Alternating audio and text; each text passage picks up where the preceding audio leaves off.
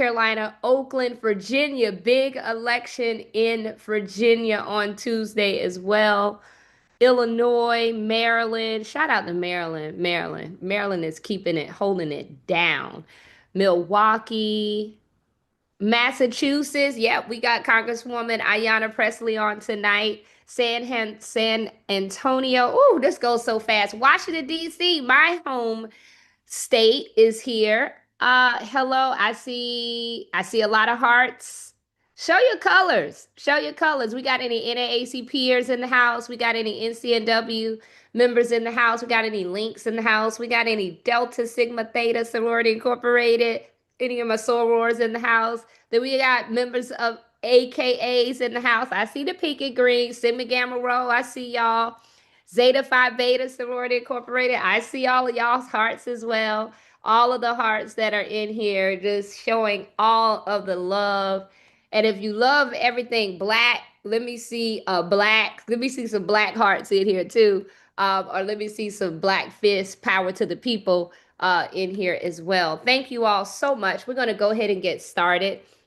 My name is Joteka, and I am so honored to be with an amazing group of Black women on most Sunday nights. If you are joining us for the first time, welcome to Win with Black Women. We are a network of Black women leaders who represent Black women in every single industry. We're Black women in tech, we're Black women in education, we're Black women in public service, we're Black women in labor, we are Black women in faith, we're Black women in business, Black women in sports, we're Black women everywhere. And we have been meeting and coming together since August of 2020, over 5 years now, around three collective goals. Number one, speaking out against racism and sexism anywhere it is hurled against a Black woman. Number two, working in our personal capacities to elect Black women up and down the ballot. We believe that representation absolutely matters. And number three, working in our collective power to elevate the positive image and power of Black women, and particularly that of Black women-led organizations and Black women-centered institutions. And with that, we have been doing a lot of amazing work together. Everything from when we initially started in 2020 to working in coalition and partnership with Black women leaders who had set the stage and organizations that had done the work to advocate for there to be a Black woman on the highest ticket in the land. And we were so proud to see the election of our nation's first Black woman vice president and Vice President Kamala Harris, and the work that we would go on to do with other Black women organizations and leaders, such as the nomination and the confirmation of our nation's first Black woman on the U.S. Supreme Court, Justice Ketanji Brown Jackson, or our nation's first Black woman to be a Federal Reserve Board of Governor in Dr. Lisa Cook. And we've also lent our collective power to other key issues, whether it's been our work in partnership and following the leadership of the WNBA Players Association in advocating for the safe return of our sister Brittany Griner, or our advocacy around Black women who are authors and Black women who are writing literary works, Black women who are showrunners, Black women who are creating documentaries and movies and yielding our collective power around those products because they center us. Here at Win with Black Women, we open in the spirit and we close in the spirit. And after we close in the spirit, we will often go into what is called I was going to say office hours, but it's called after hours. It is whenever you have an opportunity to go into a room and network and chat with other Black women. We have a dynamite group of Black women that are joining us tonight, and I am so excited for them to join and give you critical information. I encourage you to follow Win with Black Women on all platforms. You can find us on Instagram. You can find us on Facebook, and you can also find us on the Black owned, Black operated, and Black founded Spill app. With that, I would like to welcome to open us in the spirit, our good sister, Erica Smith.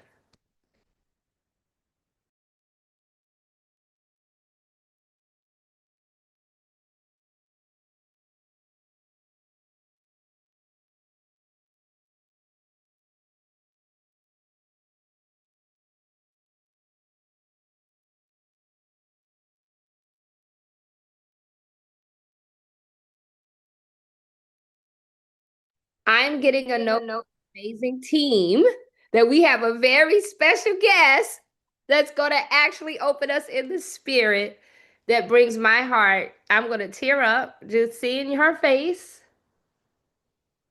That brings my heart so much joy. And Lord knows the heart needs Mm, joy these days. mm, And happy belated birthday. We celebrated your birthday on our last call. And so I want everyone in the chat to put as many purple hearts or blue hearts, whether or not you are a Bennett Bell or are you a Spelmanite or are you an NCNW or if you're a Delta, put your hearts, any hearts, to show oh, love to this queen who her very presence brings so much joy. mm, mm.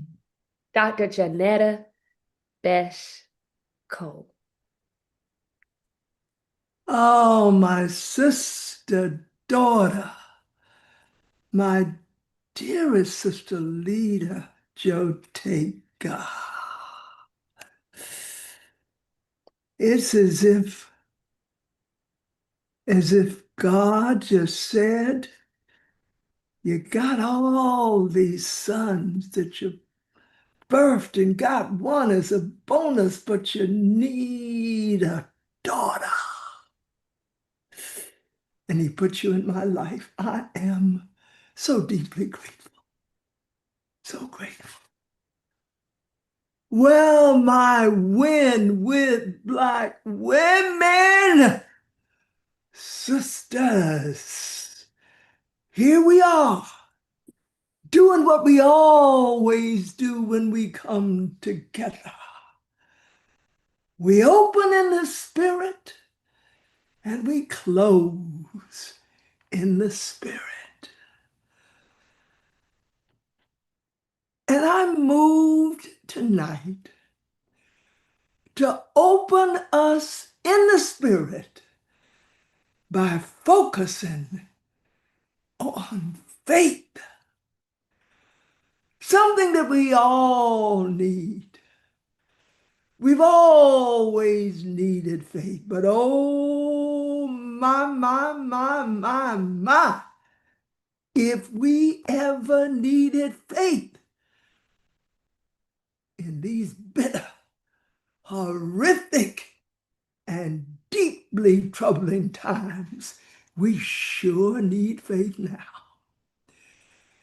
These are times when all marginalized communities are suffering from the unjust and profoundly undemocratic policies and actions of the current administration. But as it's always been the case historically, we Black women are disproportionately singled out for cruel and unjust treatment. It's certainly the case that we Black women are disproportionately without jobs. According to the Bureau of Labor Statistics, 300,000 Black women have lost their jobs since President Trump returned to office. And I want you to know, my sisters, that I can personally testify that since Trump's assault on the very idea of diversity, equity, accessibility, and inclusion, Black women like myself no longer have income from working with corporations and educational institutions on how to have greater diversity in their workplaces. Oh, yes, if we ever needed faith, we sure do need it now. And if we have ever needed to sing a particular song about faith, we sure need to sing that song now. My sisters, you know this song. Now, I can't carry a tune in a bucket, so I'm not going to even try to sing it, but hear it in your hearts. We've come this far by faith, leaning on the Lord, trusting in his holy word. He's never failed us yet. Singing, oh, oh, oh, can't turn around. We've come this far by faith. And what is it? What is faith? Now, I want to say what I know faith is. If faith is not about believing without proof, I can tell you it's about trusting God without reservation. Faith is never being afraid to trust an unknown future because you've got a known God. Faith is a bridge over troubled water.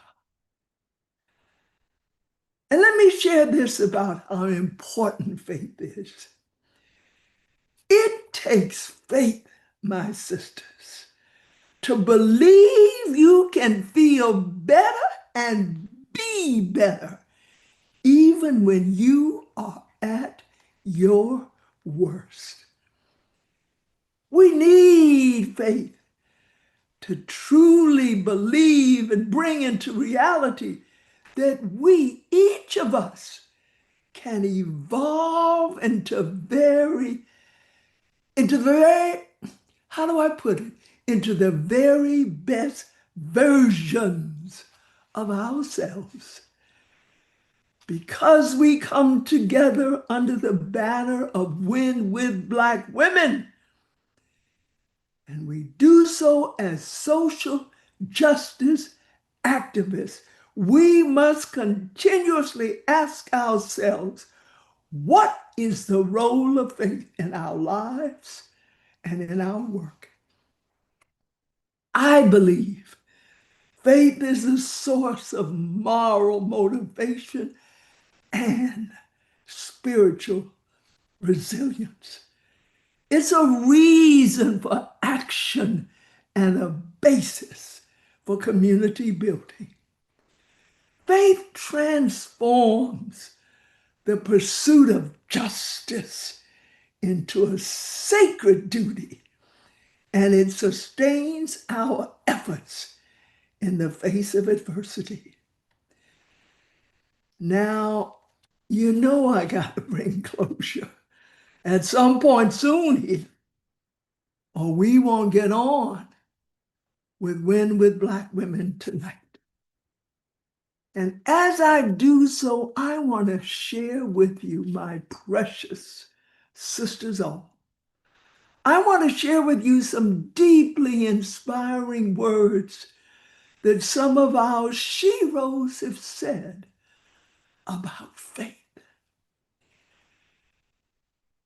The great Congresswoman, the great Shero Shirley Chisholm reminded us that biblical faith is oriented towards a new future, not a static past.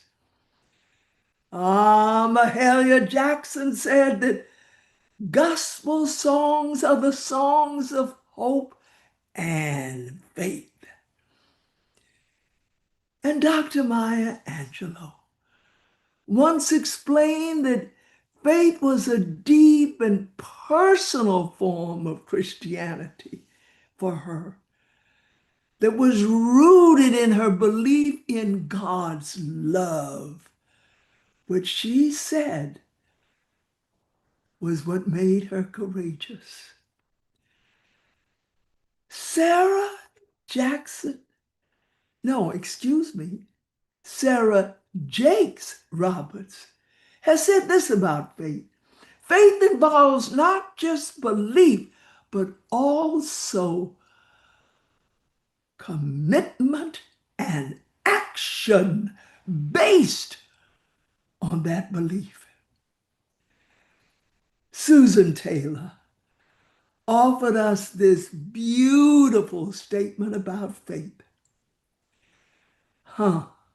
She said, seeds of faith are always with us, but sometimes it takes a crisis to nourish and to encourage their growth. And you know, my sisters, I have to end with the words of the truly legendary Dr. Mary McLeod Bethune, who said faith is the first factor in a life devoted to service. Without faith, nothing is possible. With faith, nothing is impossible. Now let me fully close this opening in the spirit with these words that countless Black women have said in the past. And we must say them now and believe these words. Trouble don't last always. So, my dearest Win with Black women sisters, keep the faith.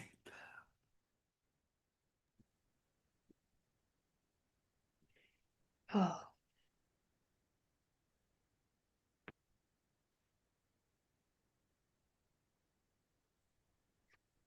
thank you so much, Dr. Cole, for reminding us of faith and that we must keep the faith.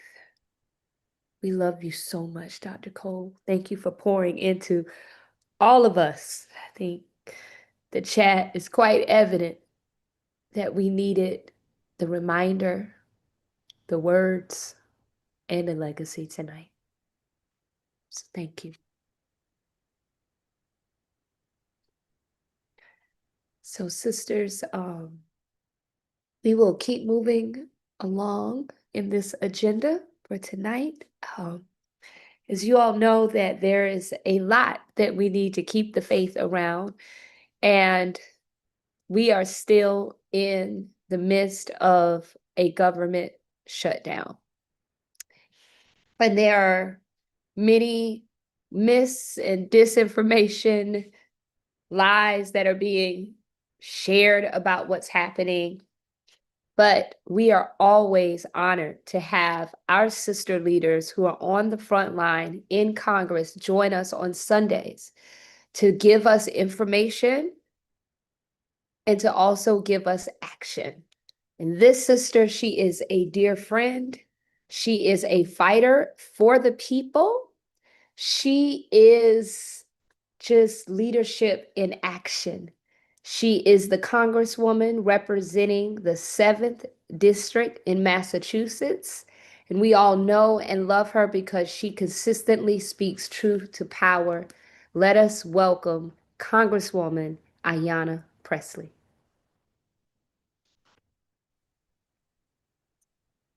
Good evening, sisters. Joteka, I love you so. You visionary woman that you are. I'm so grateful that you are my sister by bond. Dr. Cole, thank you for that stirring and powerful word with a capital W. Win with Black women. These calls are always a hybrid of rally, of restoration.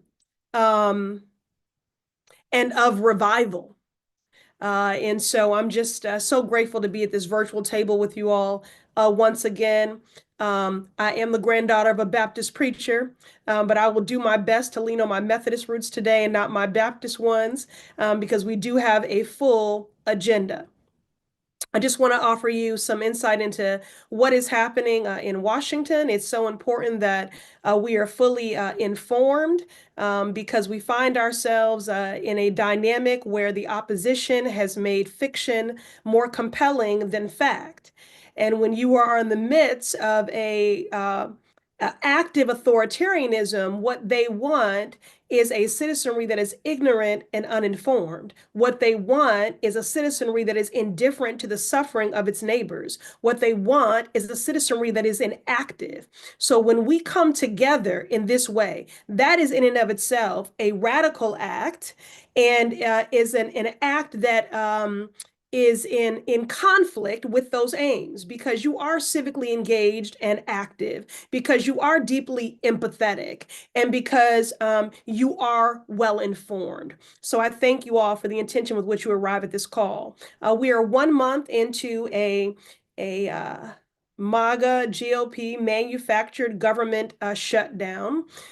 Just to explain, Democrats are not voting for what is a spending bill that was developed in a partisan fashion without any Democratic input. That a spending bill also doubles down on the hurt already caused by the big betrayal bill that cut Medicaid to some 15 million people, that cut SNAP. And this short-term continuing resolution or funding bill would only double down on that hurt, with more cuts to Medicaid, and also eliminating the few guardrails remaining of oversight to rein in the lawless executive overreach of this administration. We are also using this moment as a leverage to keep the cost of health care lowered for those in the Affordable Care Act marketplace, their premiums, their deductibles, their copays, unless there is an extension. And we don't allow those subsidies to expire, those costs will skyrocket. So I want to give two examples that illustrate this. So in the big betrayal of a bill, SNAP, there are some 42 million SNAP recipients in this country. You're talking $2 a day for 3 meals, so $6 a day. The administration likes to push a narrative that it is only inner cities that benefit from SNAP, when in fact, 42 million people, that's people from every walk of life. Poverty is not a character flaw. And the majority of the people on SNAP are the working poor, which is the majority of the people in this country. And if this administration actually cared to do what they said, which is to lower costs, they would know that.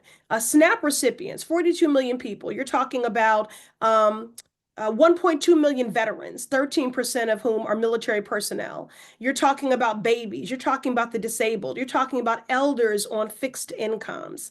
And so they already had cut SNAP in this big betrayal of a bill, and then eliminated Medicaid for some 15 million. So the continuing resolution, that funding would only double down on that. And then if we don't use this leverage in this moment to fight for the ACA subsidies to be extended, costs will skyrocket. So I have a constituent who's a manager at a men's health shelter, homeless shelter. His health care was $200 a month. He received a letter in the mail that now his premium is going to go up to about $1,000, right?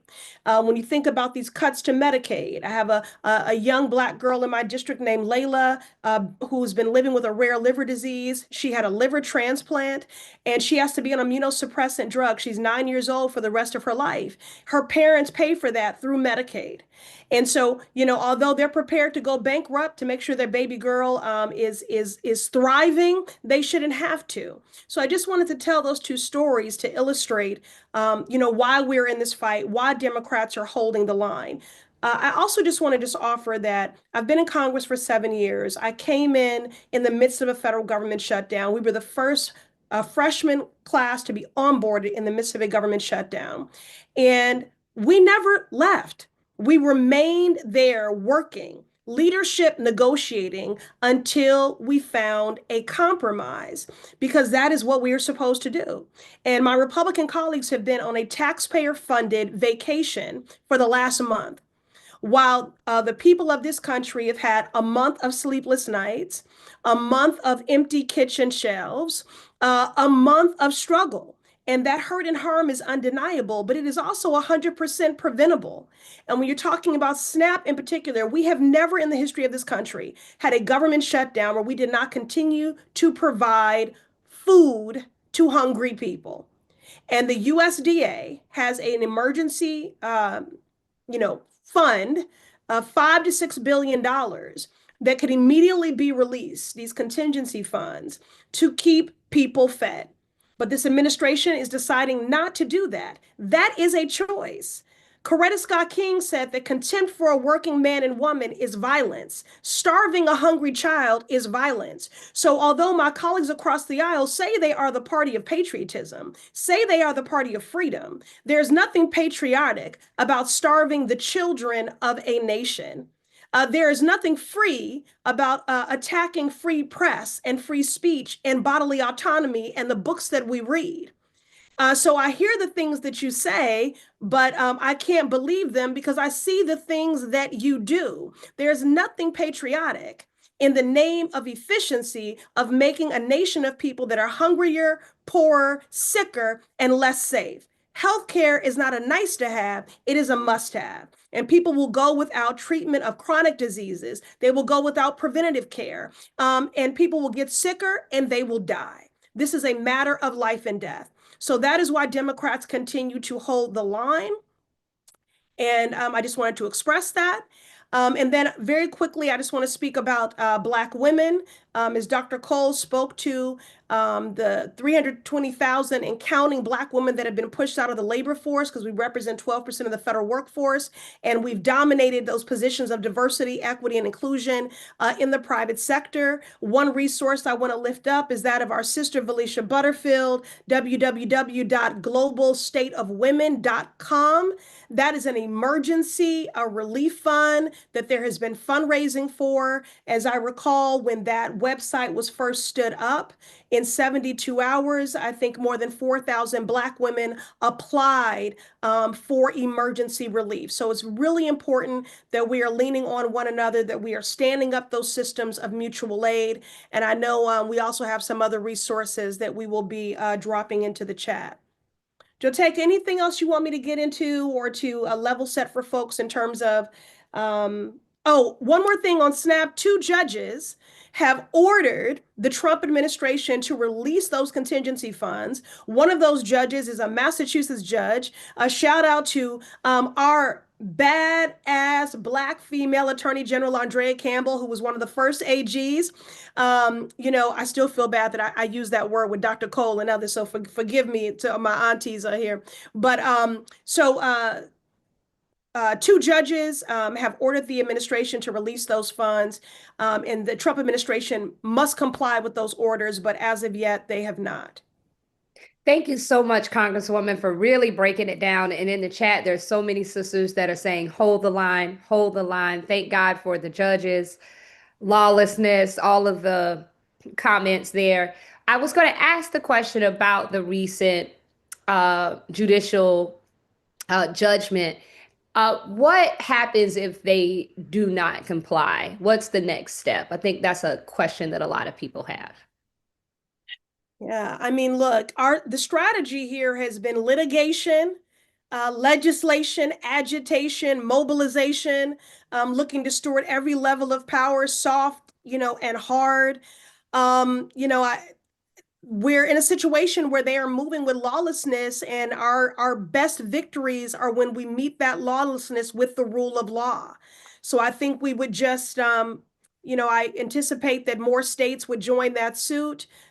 More judges would rule in favor of the law, enforce the hand of this administration. But again, what is patriotic about starving the children of your nation? Hunger has always been a moral failing, a humanitarian crisis, and a policy choice. Whenever I visit schools and sit with school nurses, the number one issue that they are being met with children is hunger. So it was already a crisis. And that's with all the infrastructure stood up. So, the pain and harm is undeniable and it is 100% preventable. We have an occupant of the Oval Office that is moving with active contempt for the people of this country. And then I have colleagues that are more concerned with keeping a job than doing it. Mm, That is why we have not been in session, and they will not deviate from what Donald Trump is telling them to do. And then here's the rib, sis. They created cruel work requirements for mm, people to receive SNAP, but they're not showing up to work mhm. and haven't for a month.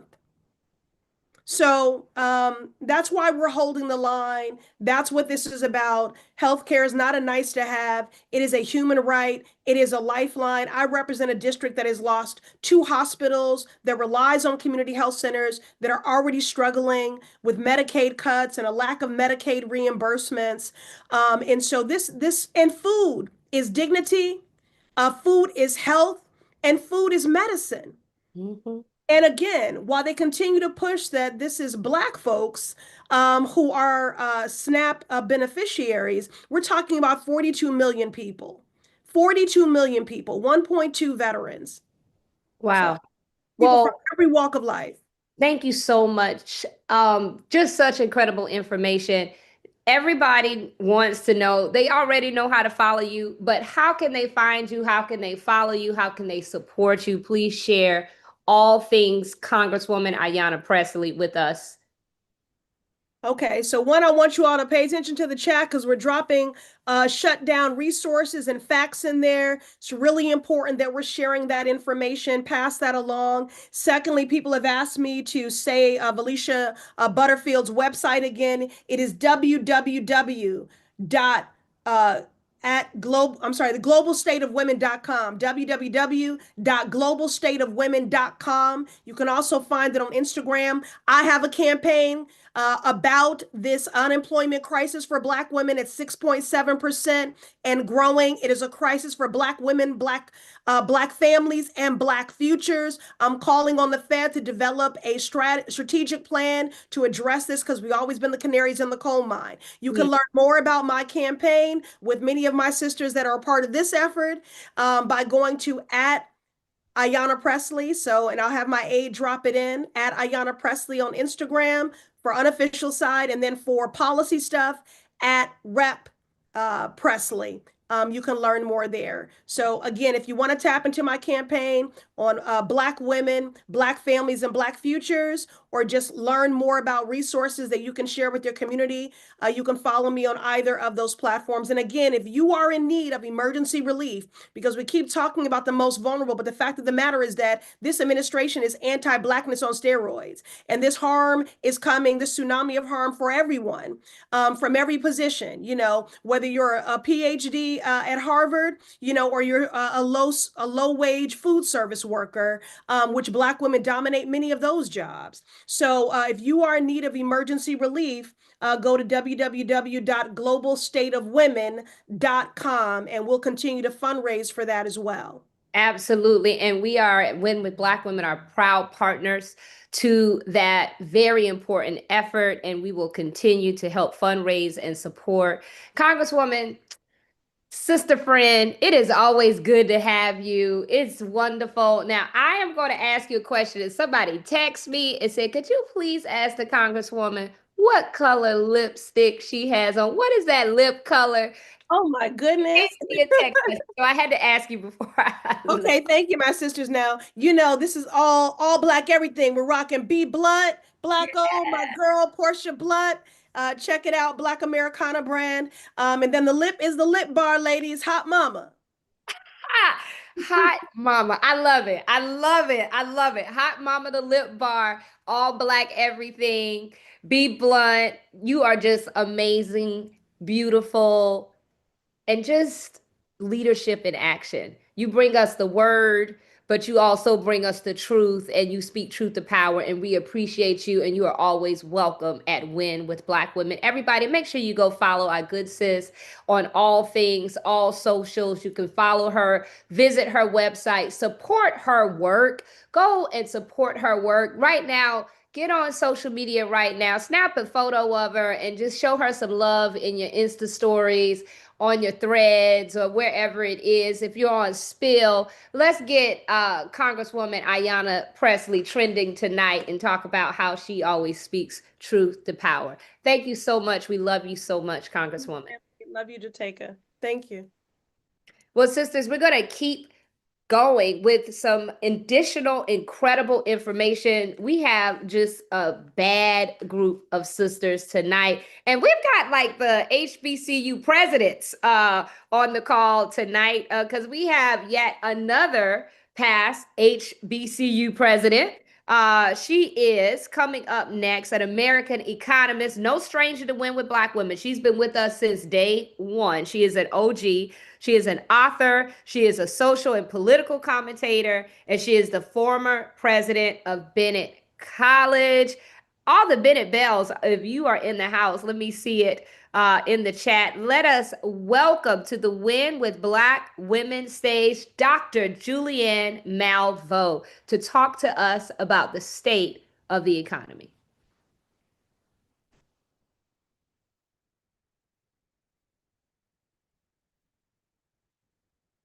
I think she's loading up. There she is. Hey, Dr. Malveaux, how are you? How are you all doing? And how are you, Joe Taker, with the big old smile? I just love it. You bring light and energy wherever you are. And thank you for that introduction. I'm happy to be here with my leader, Dr. Janetta B. Cole, who I followed at Bennett and was delighted. I just had such a good time there. Of course, my temperament doesn't do everything for everybody. So after a while, you say, okay, guys, I did my thing. And I was very honored. Bennett Bell sent me a note saying, good work, good and faithful servant. And I broke down. I said, yeah, I did. First new construction in 28 years.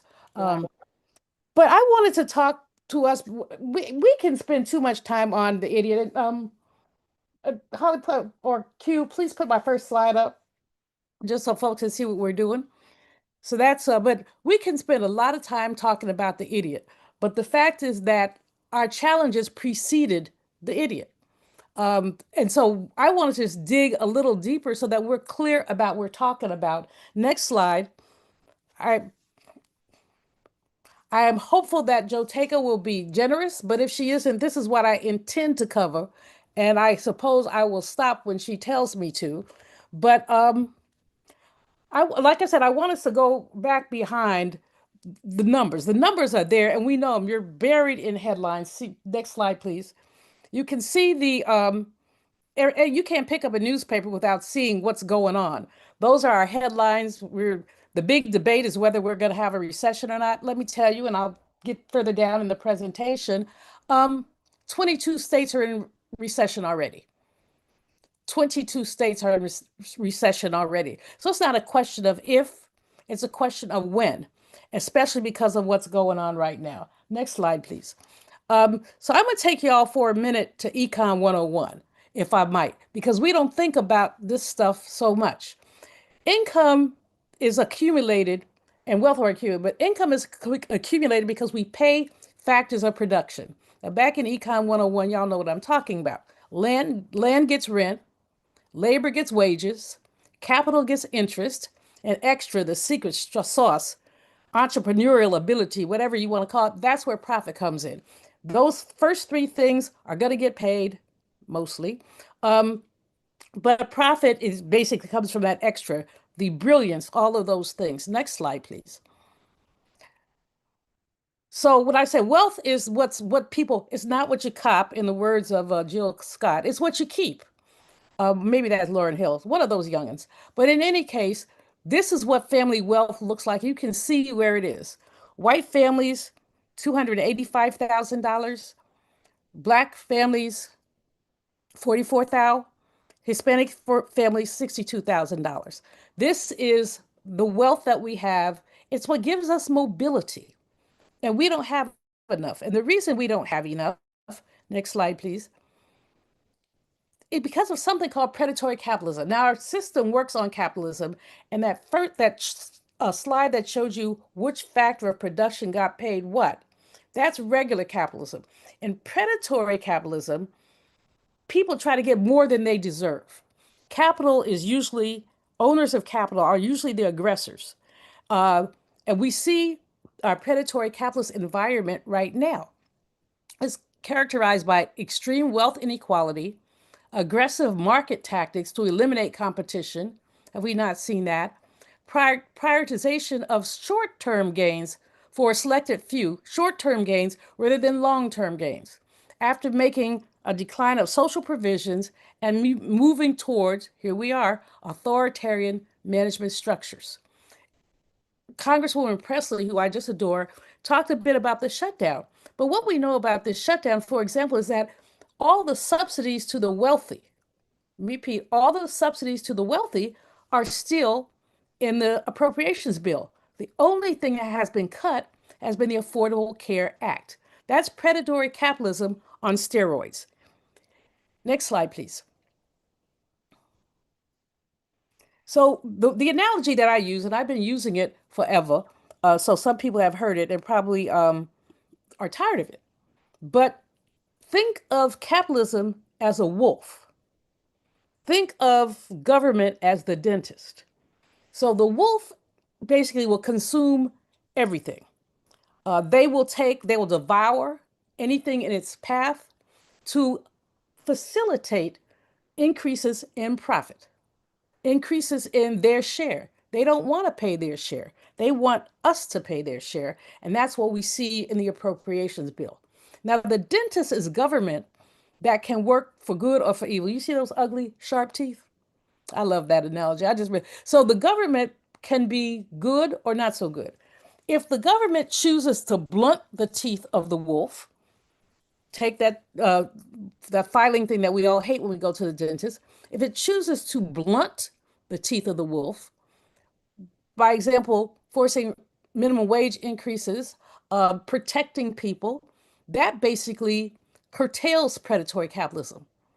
But when you do things, if the government chooses to do things to elevate the wolf, as eliminating the Consumer Financial Protection Bureau does, then the wolf goes wild. If you say to the wolf, just do whatever you feel like doing, we don't care, then the wolf does. And so children don't get fed, people don't have health care. And this analogy, which, as I said, I've been writing about it off and on for much of my professional career, which is now careening into 50 years. But this analogy becomes all the more relevant today with a president who basically has said, go wild, wolf, go wild, eat my people, mess with my people. And that's what he's doing. So just think of that when you think about what's going on. Does government action advance predatory capitalism or does it blunt it? Now, I could have a long conversation, and one day I hope I will, with folks like Mondami, because basically, I think many of us are now learning that there are major flaws to capitalism, major flaws, but it's the system we have. And so, what many legislators have done with their excellent work is to figure out how to blunt the wolf's teeth. But then you have those on the other side, they say they want free markets. They say that they want the government interference is too difficult. Those are the ones who want to let the wolf roar, just roar through people, eat children. So next slide, please. So when we look at some of this, we have to remind ourselves of how the economy works. The question I'm asking here is, are we funding our own oppression? In other words, if we look at our GDP, it's about $30 trillion. Much of that comes from customer spending. So if we figured out a way, we sisters, to withhold our money from this predatory capitalist system, we could hurt it. Now, some will say you might hurt yourselves as well. Well, right now, we're already hurting. I have to say, all of us, every single one of you, should check your money. You may be on top of the world today and really struggling tomorrow. That's what's going on. And so while I know everybody loves the holidays, everybody loves to give gifts, the gift you might give your family is financial stability, which might mean that you're not necessarily buying everything in the world. I remember back in the day when I used to do a whole lot of traveling, my kids, I don't have any real kids, but my nephews, my godson, whenever I came back, they would say, "What did you bring me back?" And at some point, I said, I have to uncouple you from this notion of just profligate spending. I came back home in one piece. That's what I brought you back, me. Not some little tchotchke, some junk that you bought in the airport gift shop because you felt bad that you needed to give somebody something. Next slide, please. So if we look at where the economy is now, we're in trouble.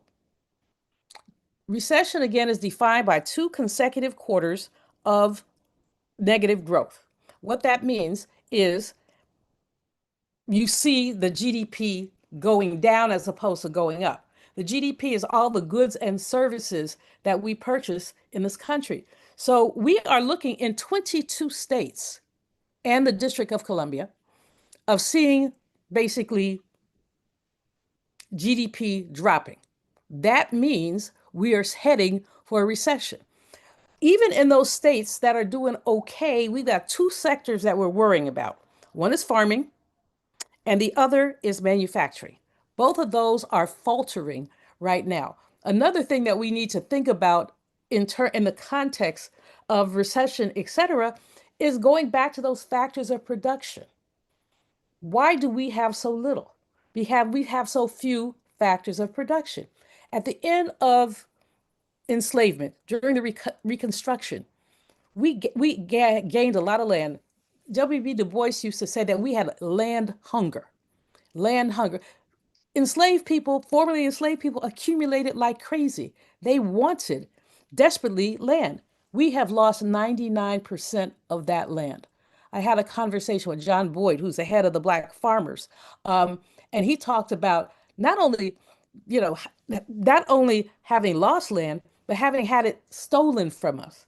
And we have to understand with these factors of production, we can look at objectively at them, and then we can look historically and critically at them. And when we look at them historically and critically, what do we know? They stole our land, just took it. In my own family, we have the story of the moving fence.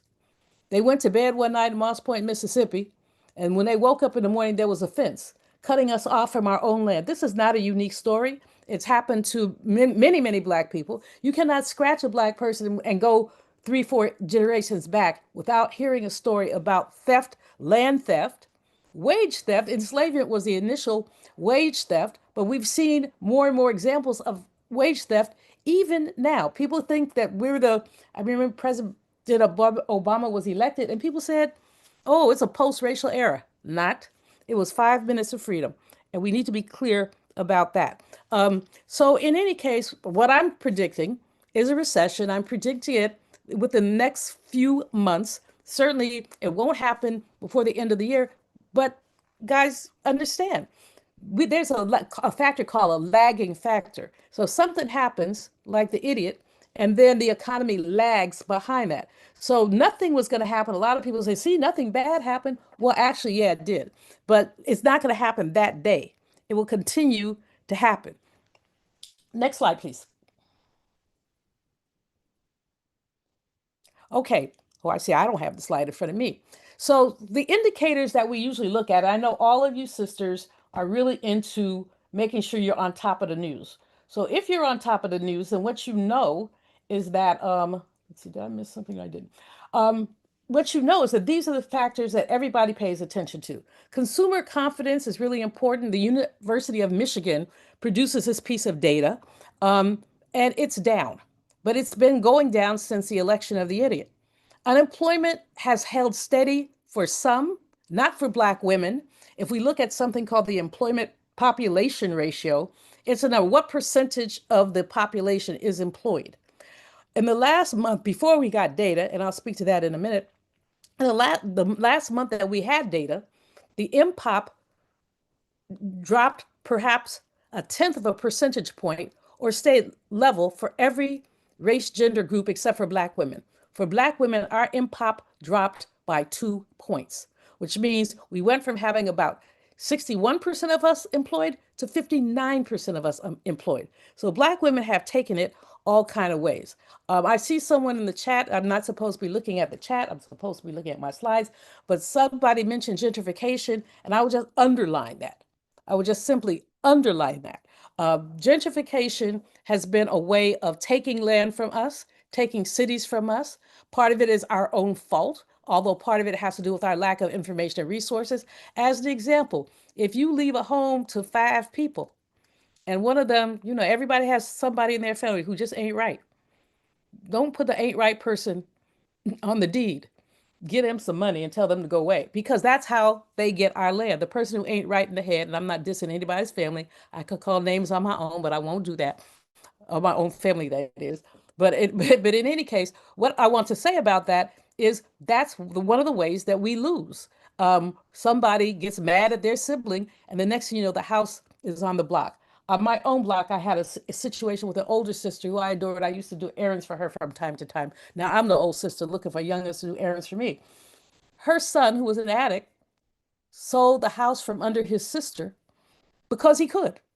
Because he could. He took cash, about a third of what the house was worth, and his sister didn't find out about till this fool had moved his mama into senior living and then did not pay the bill.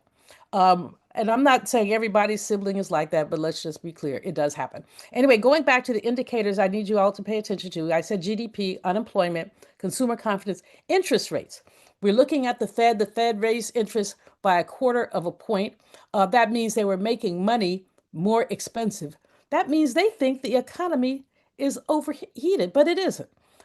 They're paying attention. No, they lowered them. I'm sorry. But still, they lowered it by such a small amount.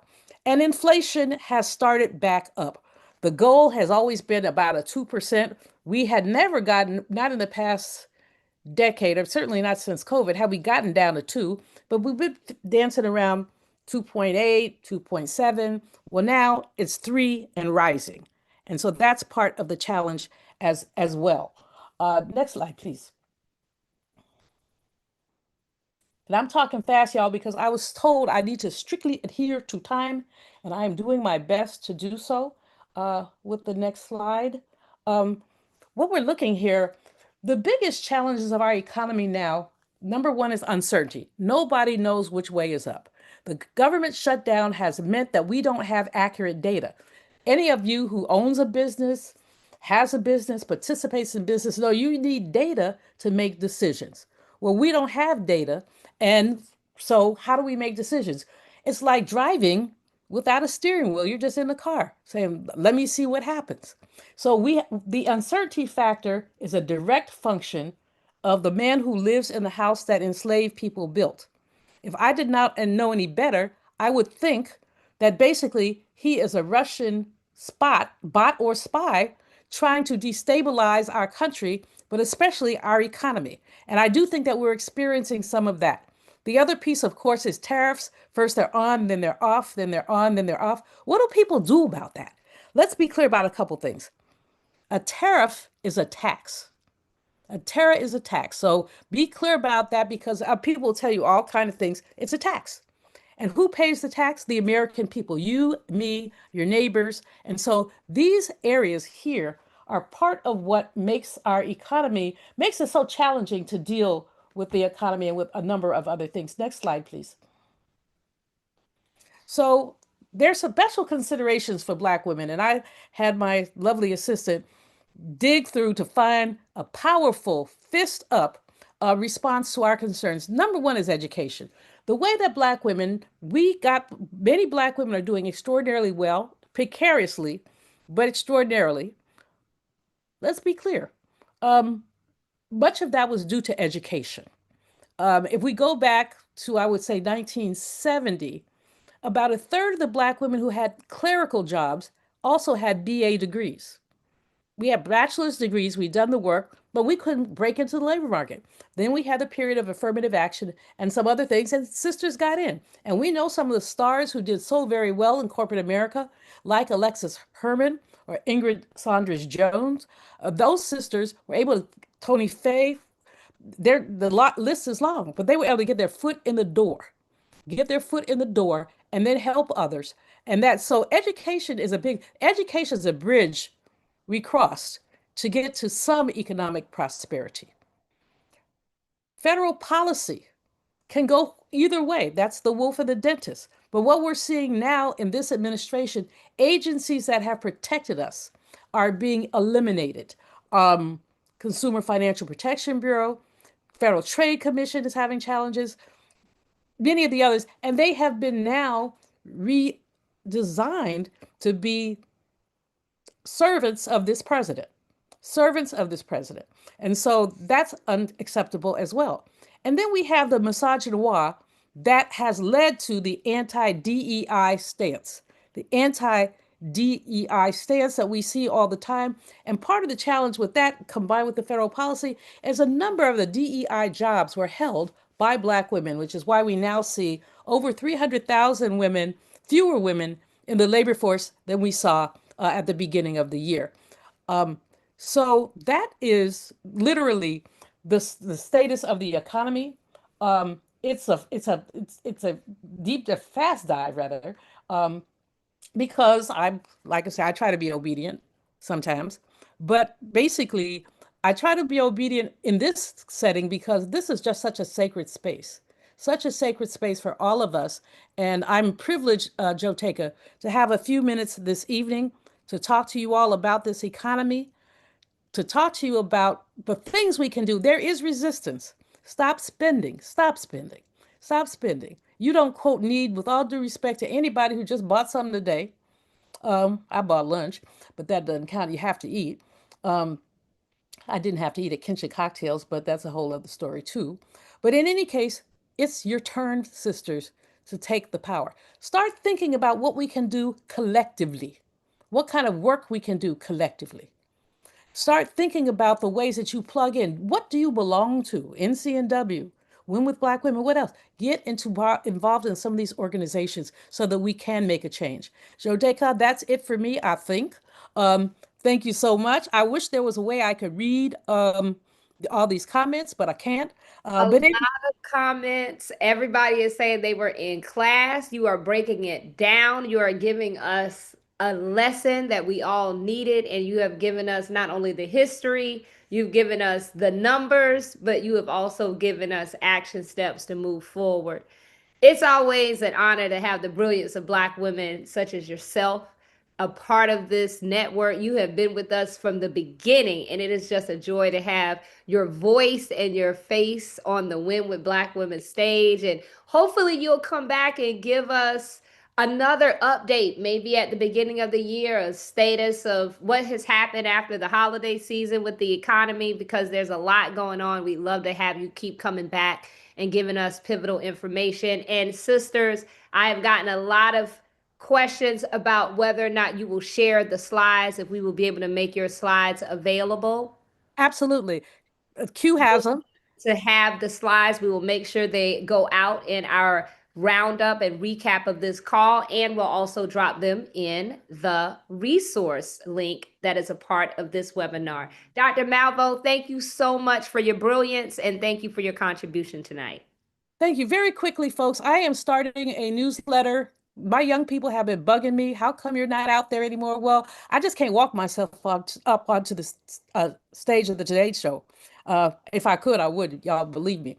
But in any case, I'm starting a newsletter. There is whatever. It says Malvo Newsletter at gmail.com. If you would like to be a part of the list to get that, one issue of that newsletter will drop this week. Awesome. Please, we will put that in the chat, and we'll make sure that we share that with this link when we do a recap as well. Thank you so much, Dr. Malvo, for your brilliance and contribution. Thank you. Thank you, Dr. Malvo. Oh, that was so good. I felt like I was in class. Sisters, we're going to keep going on the agenda. This sister, we got all of these Win with Black Women OGs, these sisters who've been there from call one. This sister is no stranger to Win with Black Women and help us think about what we just heard and condense it into the messages that we should be lifting up. She is communications extraordinaire. She is a partner at Actum LLC. If you do not know Actum, they have graciously supported Win with Black women, driving our earned media to nearly 1 billion in $1 billion in advertising value of earned media, and taking us during the 2004 election cycle to an online reach of 222 billion. Let us welcome to the Win with Black Women stage, Sister Rachel Norlinger. Hey, hey, family. Hi, Joe. Hello.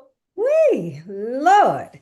This has been a night. I mean, where else in America can Black women get a PhD in faith, in economics, in government? My God.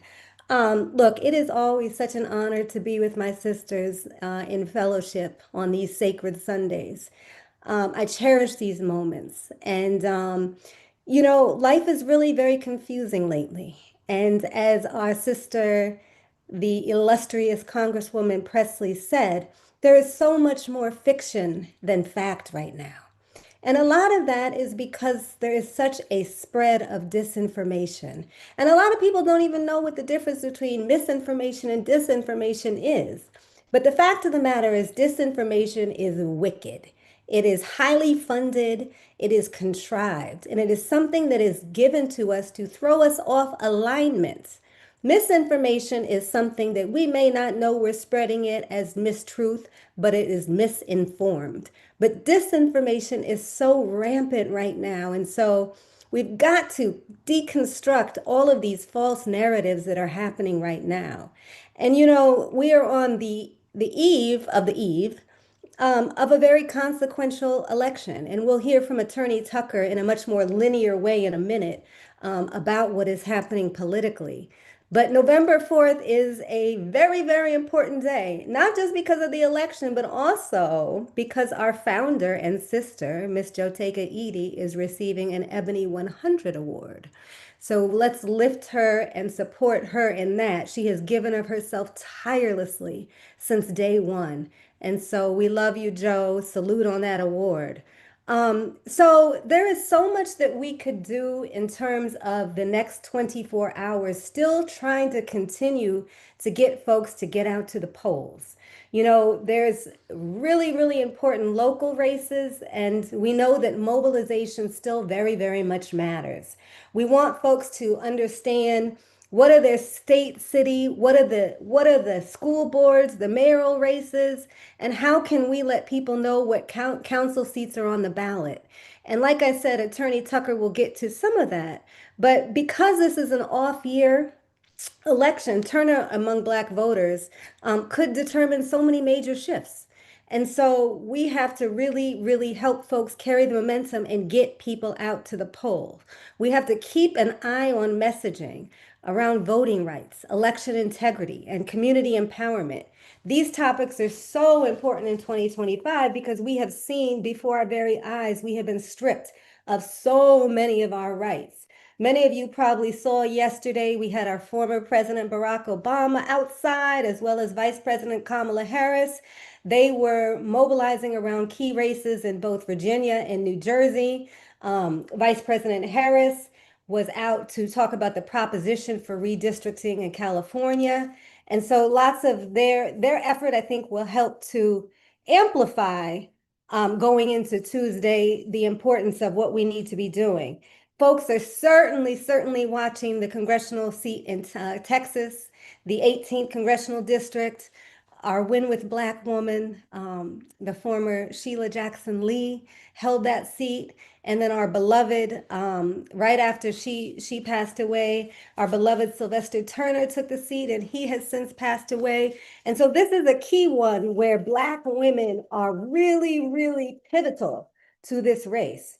Black women in Texas have traditionally shown up. That some exit polls in Texas have shown that Black women are 94% voted Democrat 94% of the time. Some estimates say that they're 30% of the voters. So we have got to amplify the importance in Texas and across the country. Some of the key messaging for people that continuously say that our votes does not matter, which is some BS. but we know that we hold the key. Our vote is just not another mark on the ballot. It makes a difference. It's not just about lip service, it's about real policies that affect our families. Black women have always built and led our families, and now we decide who shows up at office. We're done being quietly loyal while others speak for us because our voices truly, truly matter. And who will fight for affordable childcare, safe schools, decent jobs, and safety? That's the candidate that we must back. So when you're going out to the polls, obviously keep those things in mind. We're not just showing up, we expect results. Vote for someone who backs our priorities. Turnout obviously really, really matters. So you showing up means the issue you cared about actually gets noticed. Our vote is our power, and we must lift each other up. This is our moment. And help people get to the polls. Help your elders. Help the disabled. Help folks that are voting for the first time. Do what you can to make sure that Tuesday really, really matters. Now, it was mentioned that shifting gears for a second, it was mentioned, and I will be brief and not go into it because Congresswoman Presley did an amazing job. But obviously, as of yesterday, millions still face the benefits blackout of SNAP. And 42 million Americans, 16 million children, and 8 million seniors are impacted. Secretary Bissett was on the TV today saying that he thinks by Wednesday this will end. We know that is highly doubtful. And so we have to help people to get resources in the midst of this devastating time. A lot of people are stepping up. Many state and local governments are stepping up, but there's still much more that we need to do. Folks are launching funds. Some of you saw that DoorDash released an emergency food response this week, delivering 1 million free meals to people. Eligible customers can simply log on to their DoorDash and add their EBT card to their profile and be able to utilize these utilize these services. But what else can we do in the wake of this catastrophe? We have to spread verified information. We can share our state's official SNAP and EBT updates. We can connect people to food resources. We can mobilize for advocacy. We can support legal and case management aid. We can maintain dignity and calm because, again, the disinformation is really, really devastating. But together, we can continue to ensure that people do not go hungry during this shutdown. And I'm going to borrow from our good sister, Monique Presley, who posted something last night. And she said some of the myths about people that use SNAP. It's not welfare moms. It's not people who are too lazy to work. In fact, more than half of the people who receive SNAP benefits are working, but they're working in a country where a living wage just isn't enough. For our children, the disabled, the elderly, people who want to be able to do well but need help. This is a circumstance that impacts all of us, and grocery stores cannot continue to operate if they don't receive funds. As Dr. Malvell said, she spoke to John Boyd, farmers, they can't fulfill orders. So imagine what they're going through right now. So we need to continue to share our resources to the greatest extent that we can. I'm going to condense my segment because we have so much more to get to. And again, please, let's wish our sister Joteka Edie a huge, huge congratulations on receiving an Ebony Award on November 4th. Thank you and God bless. Well, thank you, Sister Rachel. I did not know you were going to share that, but thank you so much. And thank you to all of the sisters who have shared very nice words in the chat. I will definitely be receiving that award on behalf of all of us. And Rachel, as always, thank you for just sharing such pivotal information and messaging for us, which takes us into our next discussion, which is the election. We have a very important election across the country. There are many elections that are taking place. Some are statewide, some are local. All of them are very important. So joining us on the Win with Black Women stage, let us welcome Sisters A.B. Tucker, Sister Estina Baker, Sister Gayleen Campion, and Sister Rebecca Caruthers. And congratulations, Sister Rebecca, who is the first Black woman to serve as president and CEO of the Fair Election Center. So shout out to first. Go ahead, sis. And our sister, who is a Win with Black Women OG, no stranger, Sister Holly Holiday. Well, I think Holly is about to. There she is. Hi, Holly. So, first of all, welcome. There are over 2,300 women that are on this call tonight. It has been a powerhouse conversation, started with Dr. Cole just filling us up, Congresswoman Ayanna Pressley giving us all what we need to know about the government shutdown, Dr. Julianne Malvo taking us to class, and Rachel Norlander, as she always does, giving us the message. But I want to talk to you all about the importance of the election. I am going to start. I'm actually going to start with you, Sister Gayleen, because I love you. Came ready. You was like voter protection hotline. If y'all don't know, 1866 our vote. Like if you don't know the number by now, like it's 1866 our vote, but she got the numbers up there. You are always represented, Sister Gaylee, keeping us in the know. Talk to us about the very important election that has taken place in your state. I saw President Barack Obama was graced the stage there in the state, but talk to us about the importance of that election, what's happening on the ground, and what these women, all 2,300, should be doing to make sure that they are reaching out to anybody that they know that can impact the election. Great. Thank you, Joe Tech, and thank you so much for having me on. Virginia is known as Old Virginia. Old Virginia. It is the birthplace of the Confederacy, but it's also where the first 20 and odd enslaved Africans arrived in 1619 in Hampton, Virginia, Old Point Comfort. So we've come a long ways. In 2008, we elected Barack Obama. We hadn't elected a progressive president since 1964. And then in 2016, when Lord Trump with the little L was elected, 2017, we picked up 15 seats in the House. And since then, we have become from the 49th hardest state to the 11th easiest state to vote in. We have expanded Medicaid. We are the most progressive. We are the only progressive state in the South. We're a Commonwealth, I say state in the South. With Medicaid expansion, women's productive rights. We have so much on the table right now, and we've come so far. We have, and I have to say this, we have the first Black Senate President pro tem was Senator Louise Lucas. We have the first Black Speaker of the House, Don Scott. We have our first Black privilege and election chairs in the House and Senate. They are Black. And our appropriation chairs, the money people in the House and Senate, are Black. So Black people have a place in Virginia.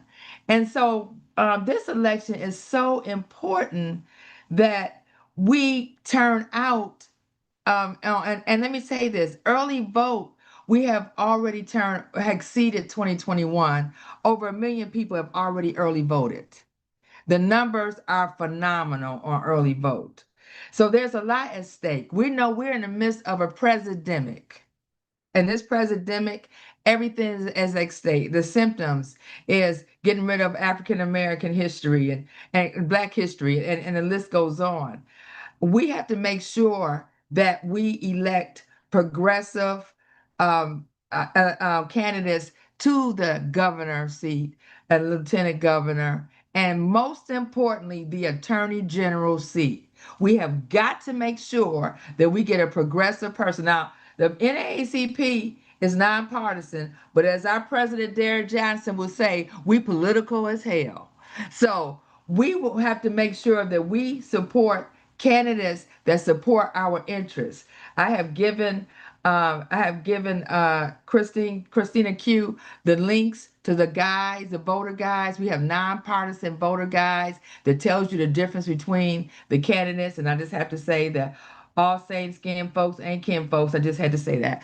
But we have energy on the ground. People are turning out. The NAACP has been charged with turning out 188,000 people in Virginia, Black people. We are knocking on Black doors. We are making phone calls. We are texting. And so we need people to help us. And so you'll be getting the links for that to phone bank into Virginia all the way into Tuesday.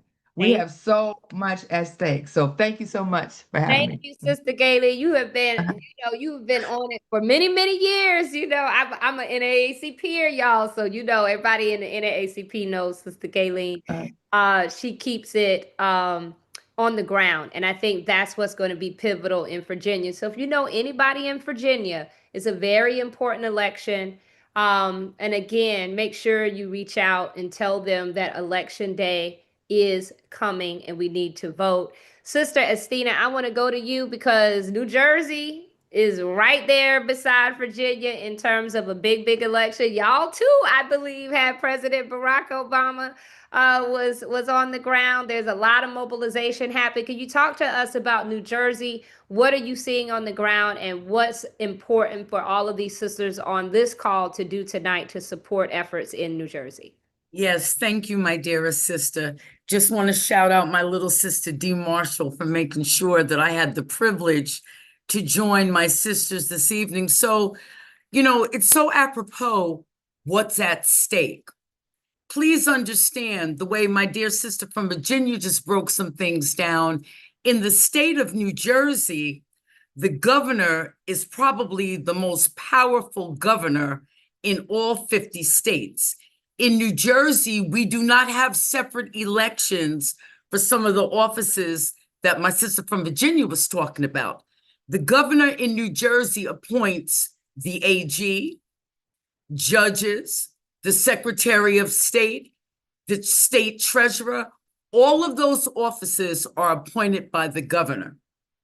To hear the terminology, what's at stake, in New Jersey in particular, in 2024, my dear Bison sister Kamala Harris only won the state by 5 percentage points, which is unheard of here. We're always double digits when it comes to a Democratic candidate. So we have to look at that.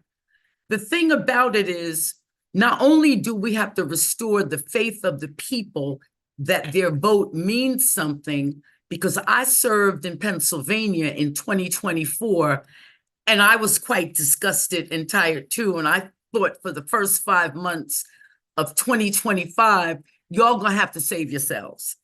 I'm on vacation. I can't do this. But when my dearest mentor, Congresswoman Bonnie Watson Coleman, said to me, you realize what's at stake?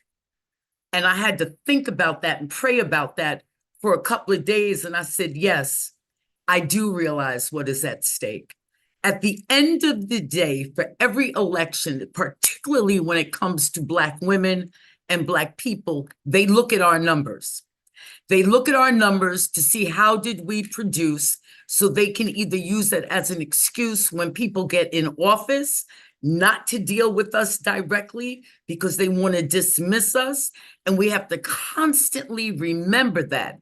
Is that a fair way for our demographic? Of course not, because we save everybody all the time. But we've had to regenerate interest and get people excited. I worked that event last night. Oh yes, Barack Obama came and turned it out. But to show you the kind of people we have coming in, I spent 4 hours with Leader Jeffries and Congressman Meeks this morning because that's what's at stake. 2 weeks ago, spent 3 hours with Governor Wes Moore because that's what's at stake. And people are like, okay, this is like Jersey. Like, what are they coming in here for? Because it's that big. Virginia and New Jersey are the only 2 seats that are up for governor.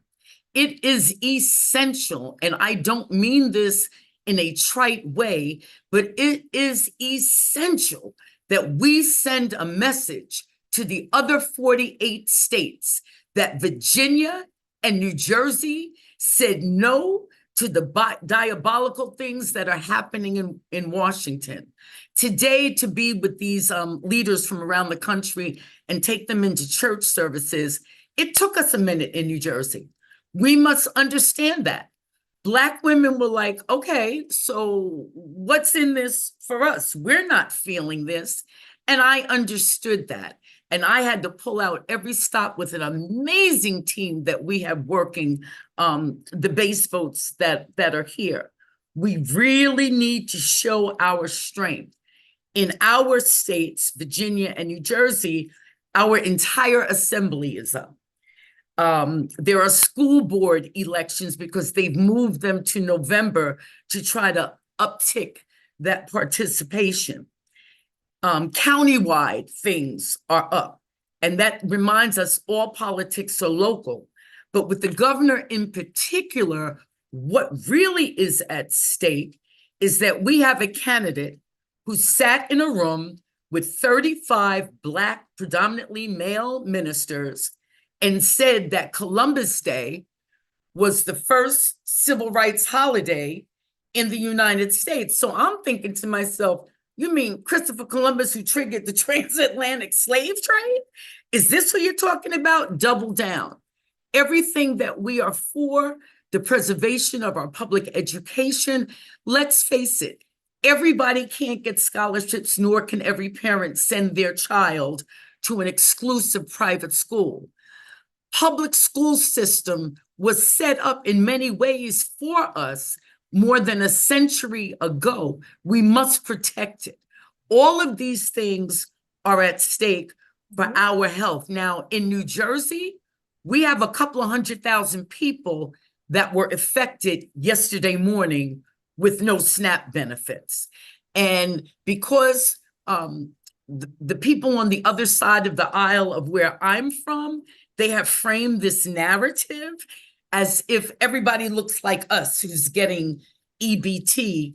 And certainly that is not the case. Whether those voted for someone else or whatever, we are literally all in the same boat right now when it comes to these things. So It is essential.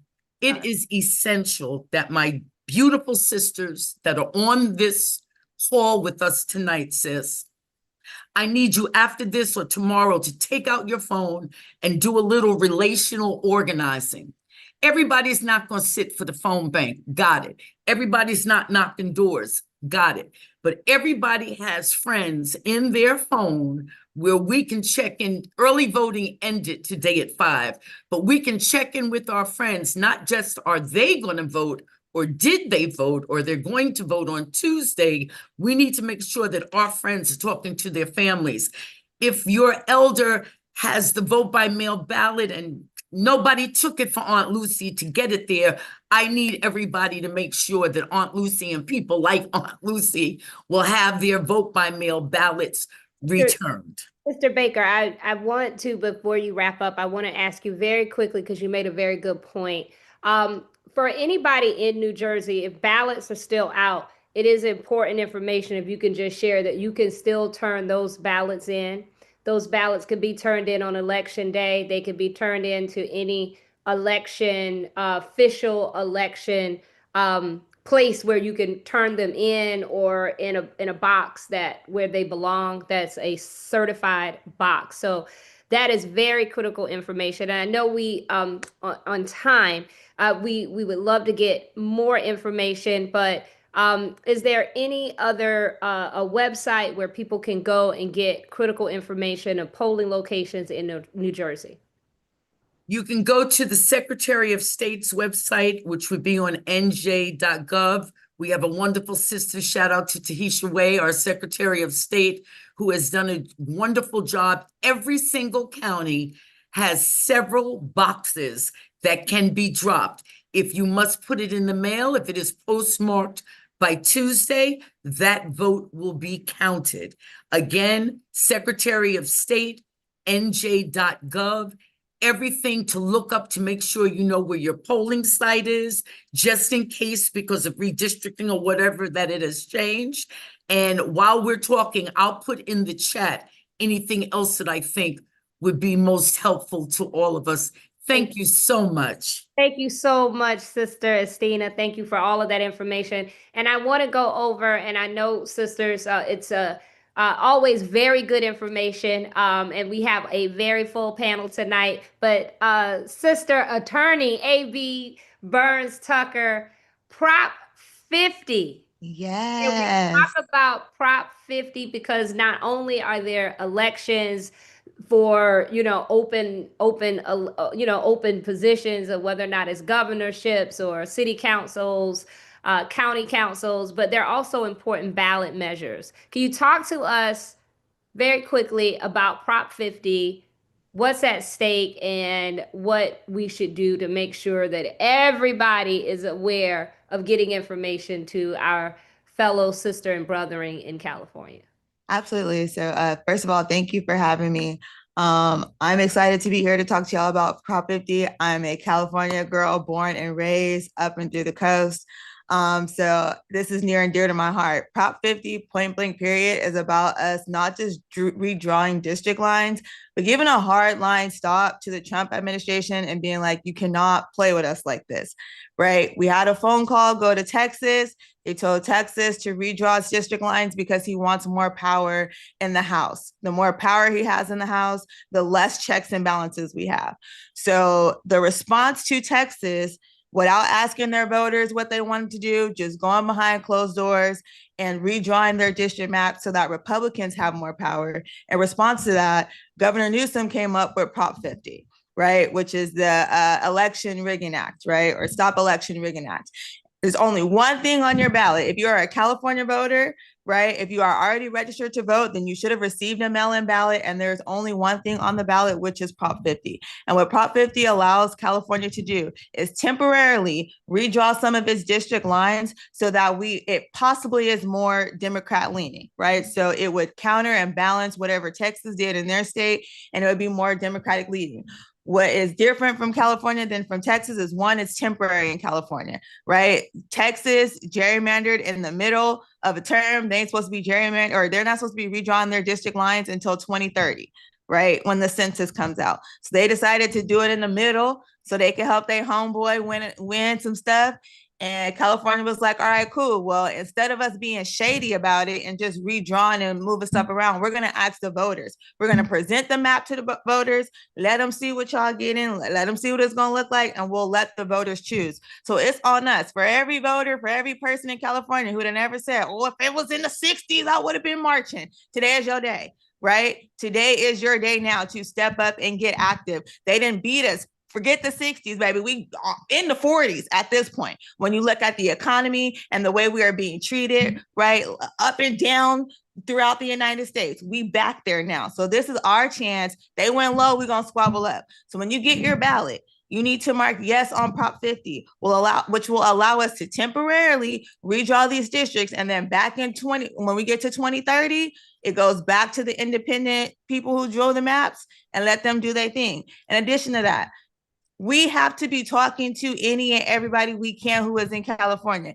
If they're not already a registered voter in California on November 4th, they can register at the polls, right? As long as they do not have, even if they have a felony, as long as they're not incarcerated right now, they can vote, right? So you need to be talking to your auntie, your granny, your sister, your cousin, the old lady you see leaving 7-Eleven with the cigarette hanging out her mouth and her shower cap on. You still need to talk to her. She's still a voter. Everything that is happening right now is going to affect her. And the thing about it is, it's not just a California thing. It's not just a Texas thing. Because once they got word that Texas was doing it, then Missouri wanted to do it next. North Carolina, Ohio is up and down the United States. We're going to be looking real crazy if we don't step up and fight back. So with that being said, vote yes on Prop 50. I think I got it all. You know what? You just broke it all the way down. You let us know all about Prop 50, what's at stake, why we got Prop 50, why we need to vote for Prop 50, who can vote for Prop 50, and the fact that this is how you can vote for Prop 50. And you also gave us, I think everybody sees it in the chat, that we need to squabble up. Y'all gotta make sure y'all follow the sister Legally Hype. She Thank keeps you. us in the know and she keeps it real. Sister Holly Holiday, I want to come to you because at Sisters Lead, Sisters Vote, you are tracking all of these Black women that are on the ballot. Talk to us about just the sheer number of Black women that are on the ballot across the country coming up this election day.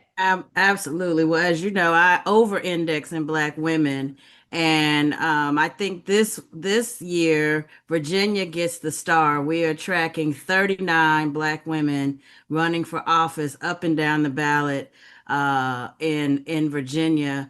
Not as many in New Jersey, about 10, but that's because we have a lot of Black men running in New Jersey. So don't think the Black people are not out there, because they are. And I think just as importantly, and I know Rebecca will speak to this too, I just want to challenge you all. Put in the chat if you've gotten a race in your city, if you have a local election happening right now, because this is the time when we elect the people who come and support us for the things that we care about every day. You care about your children's school, those races are happening now. You care about what's happening in your neighborhood, the city council, the county councils, the mayors. See, look at all these elections. See, the thing about Black women, and especially when we're Black women, we know we're already doing the things. So here's where I'm gonna just kind of wrap up real quick and move to Rebecca because I love her and she's gonna give us such amazing information.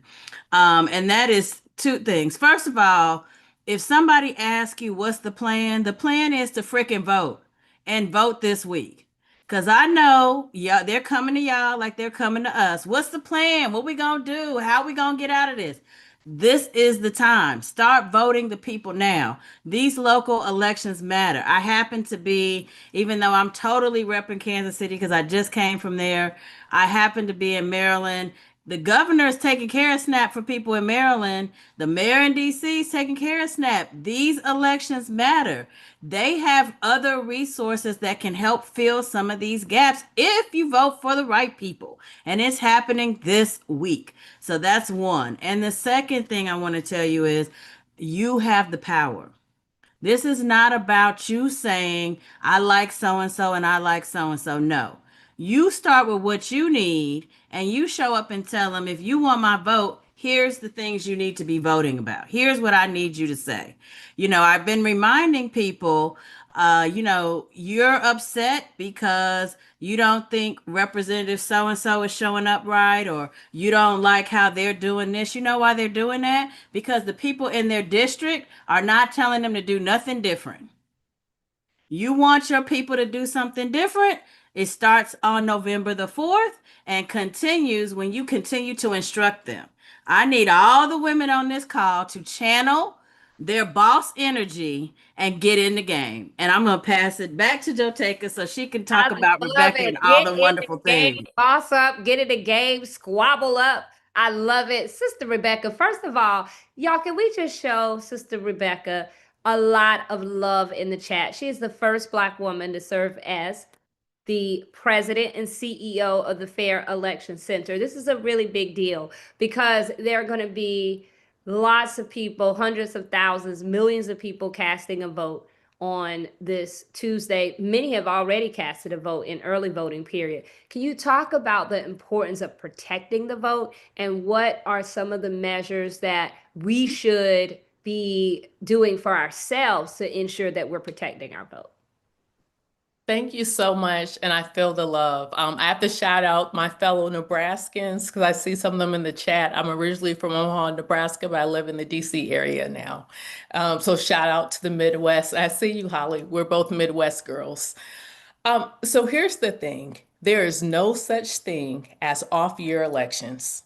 Every single year, there are elections in this country. In fact, in 2025, 46 states have elections. I'm going to say that again. 46 states have elections, and it's about 100,000 seats on the ballot this year.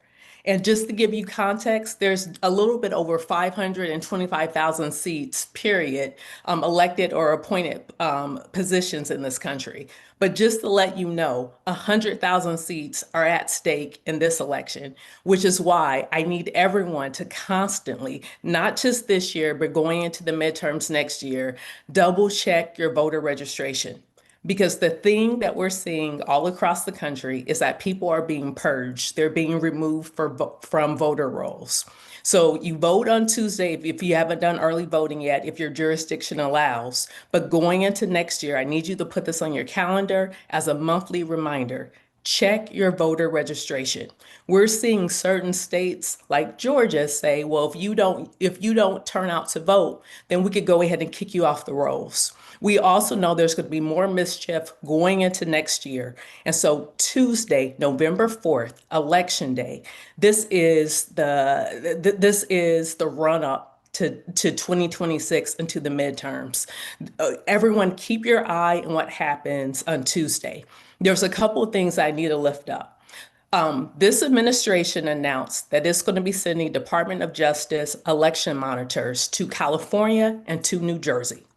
This is not typical that this type of thing happens in a non-federal election year. This is not normal. We have seen it happen in the past during non-federal election years. The last time I could think about is 2013 when President Obama sent election monitors down to Mississippi to keep an eye on some of the mayoral races. But here's the thing, before election monitors are sent out, usually the specific things that they're trying to identify, the specific things that they're trying to investigate is publicly announced. This administration is not telling us exactly what they're focused on or what they're looking at. In fact, the areas of California, the areas of New Jersey where they're sending election monitors are Black, are brown, or have high, heavily immigrant populations. In addition to Department of Justice deploying election monitors, guess who else is coming? Department of Homeland Security. And just in case you're wondering, the agencies under DHS is ICE and it's also Border Patrol. So people need to keep their head on a swivel and pay attention with what's happening on Tuesday. This is the dress rehearsal for what we can anticipate that this administration is going to do in 2026. The other concerns is that the Department of Justice has gutted the Civil Rights Division and have gotten rid of almost every attorney in the voting rights section. I think there's less than 5 voting rights attorneys left. And so people really need to pay attention to this because some of the administration officials who are in charge of keeping an eye on this election, they're also election deniers. They are publicly on record denying the results of free and fair elections in this country. So we know this will be a test run for more aggressive federal involvement in 2026. So what can we do? Because I know we are a group, we're all about solutions. If you haven't voted early or by mail, depending on your respective state's rules, vote early as possible on Tuesday. Give yourself time just in case there are any issues. The next thing you could do is know the rules. Know with whether or not the rules in your local jurisdiction has changed. Misinformation thrives when clarity is missing. Your state or county election office website will always have the most accurate and current information on how to vote in your area.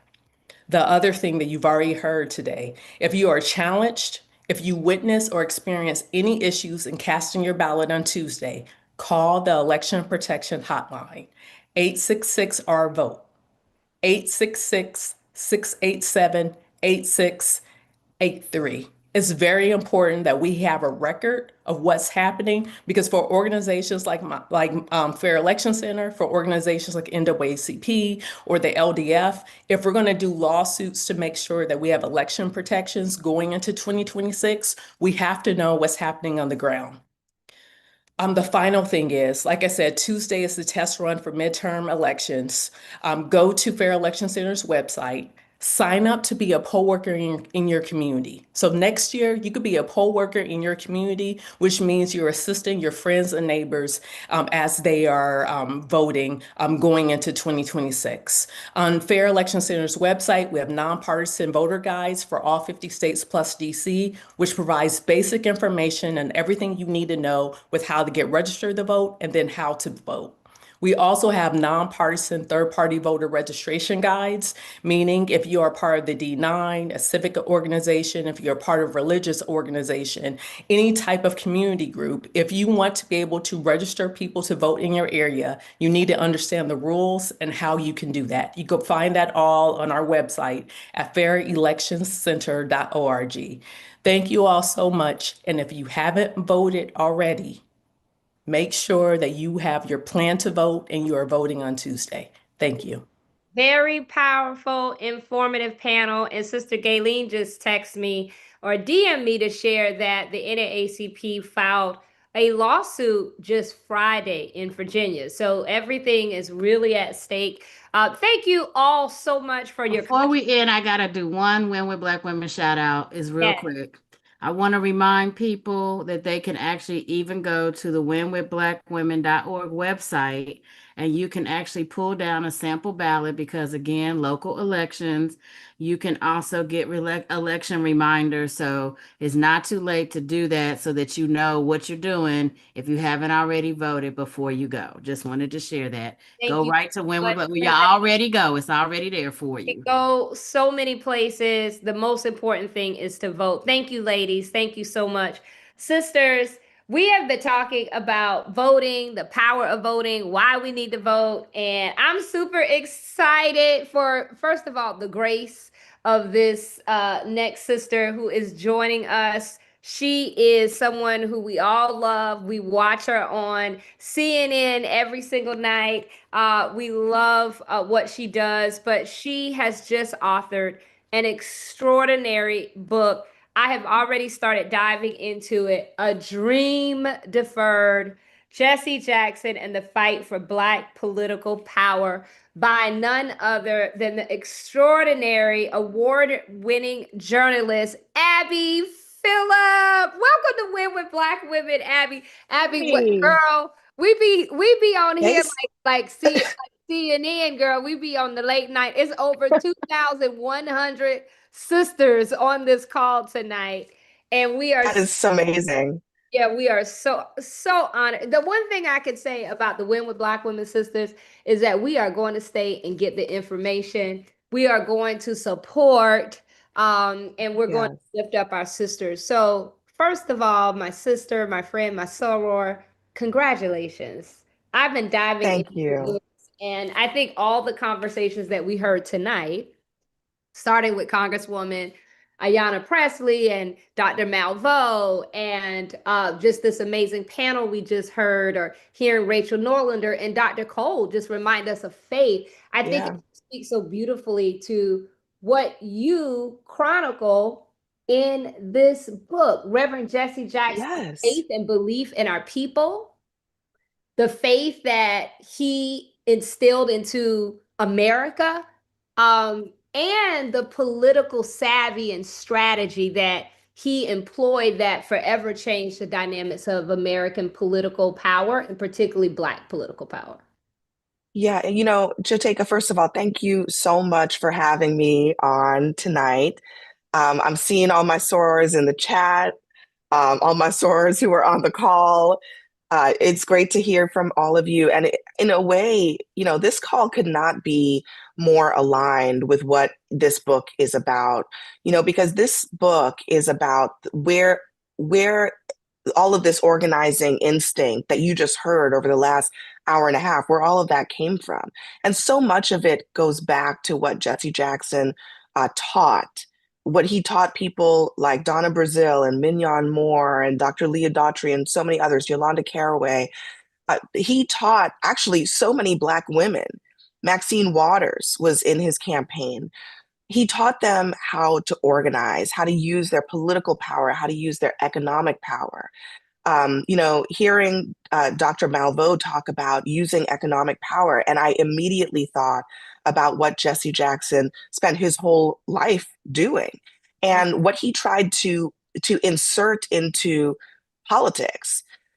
So I think for starters, if you want to understand what is required right now and where our politics is going, I think you have to start with Jesse Jackson. You have to really understand not just the fact that he ran, the fact that he was a trailblazer, but what the message was, how he envisioned that we can all respect the diversity of this country while also addressing real economic issues of affordability and the fact that people want to live in a country with a government that works for them. So, I mean, this is a piece of history here that I, as a journalist, thought was really important to work on. But it's also you're going to find some really important insights for this particular moment in our politics and you know, where things go from here. I think I was just talking to our soror and my line sister, Joy Reid, today, and she was saying, I don't even know if you meant this to be a sort of critique of, present day politics, but in a way, it really does. It's an analysis of where we are and where we should be going. So, um, Joteka, I want to just say one other thing about history, just period. We're in a time where history is being challenged, where people don't want us to know about us. They don't want us to know where we came from.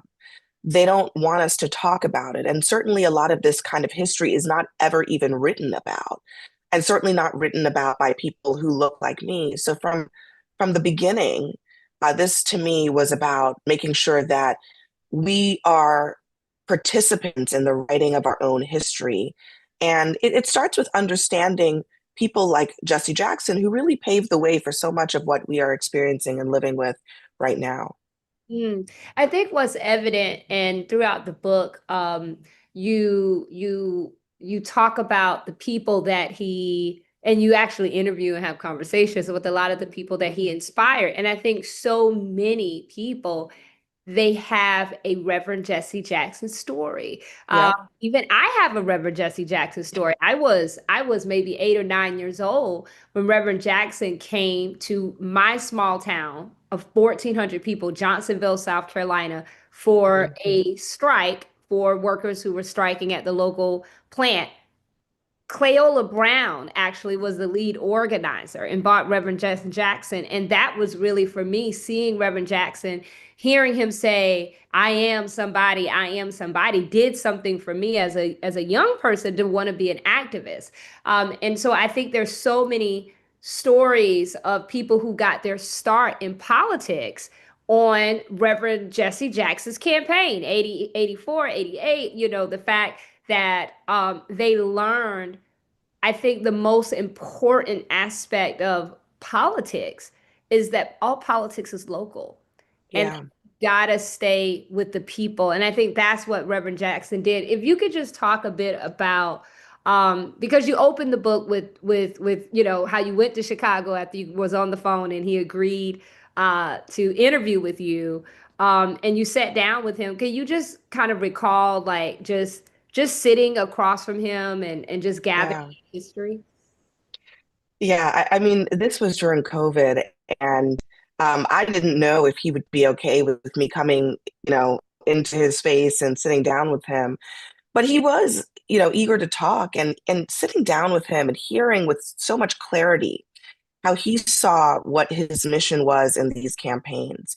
This was at a time when, in the Democratic Party in particular, was expecting the votes of Black Americans. But what Jesse Jackson was saying, that you shouldn't just expect us, you should respect us. And he was very pivotal in saying that the party needs to actually form policy that is responsive to the needs of Black voters. And he put the power in the hands of Black men and women all across the country. And he said, you need to be registered to vote. He went around and literally registered town by town, city by city, college campus by college campus, office, millions of voters. And over the course of several years, that pressure that he built really amounted to something. It pushed into Congress a number of Black lawmakers, including people like John Lewis in the 80s. And so sitting there, hearing him relate these stories, it was as clear as day. I mean, Reverend Jackson was diagnosed with Parkinson's some years ago, but it did not diminish the clarity with which he remembered all of these stories. He talked about his going to places that a lot of Democrats never went, going to rural areas, talking to farmers, talking to a lot of white people who might have been, on the other side of the rights marches that he was part of. And so there was always this sense of clarity of purpose. There was no resentment. There was no bitterness about all the things that he had experienced, the death threats, the fact that so many people never really took him all that seriously as a political figure. And it's just a reminder to me, as a journalist, I mean, I spent all of my time talking to people, but I think this is a moment when we need to really dig into the deep wells that our elders represent and get these stories, talk to them, make sure that they're written down. And part of it is just insisting on recognizing the humanity of people like Reverend Jackson and the fact that their legacies do need to be fully recorded, not just partially recorded as sometimes they are, but fully recorded. And so, this was also not long after we had lost John Lewis. And it was clear to me that as we approach the end of this era, where so many of these civil rights leaders of that era are leaving us, we have to remember that we hold the key to their stories being passed on to the next generation.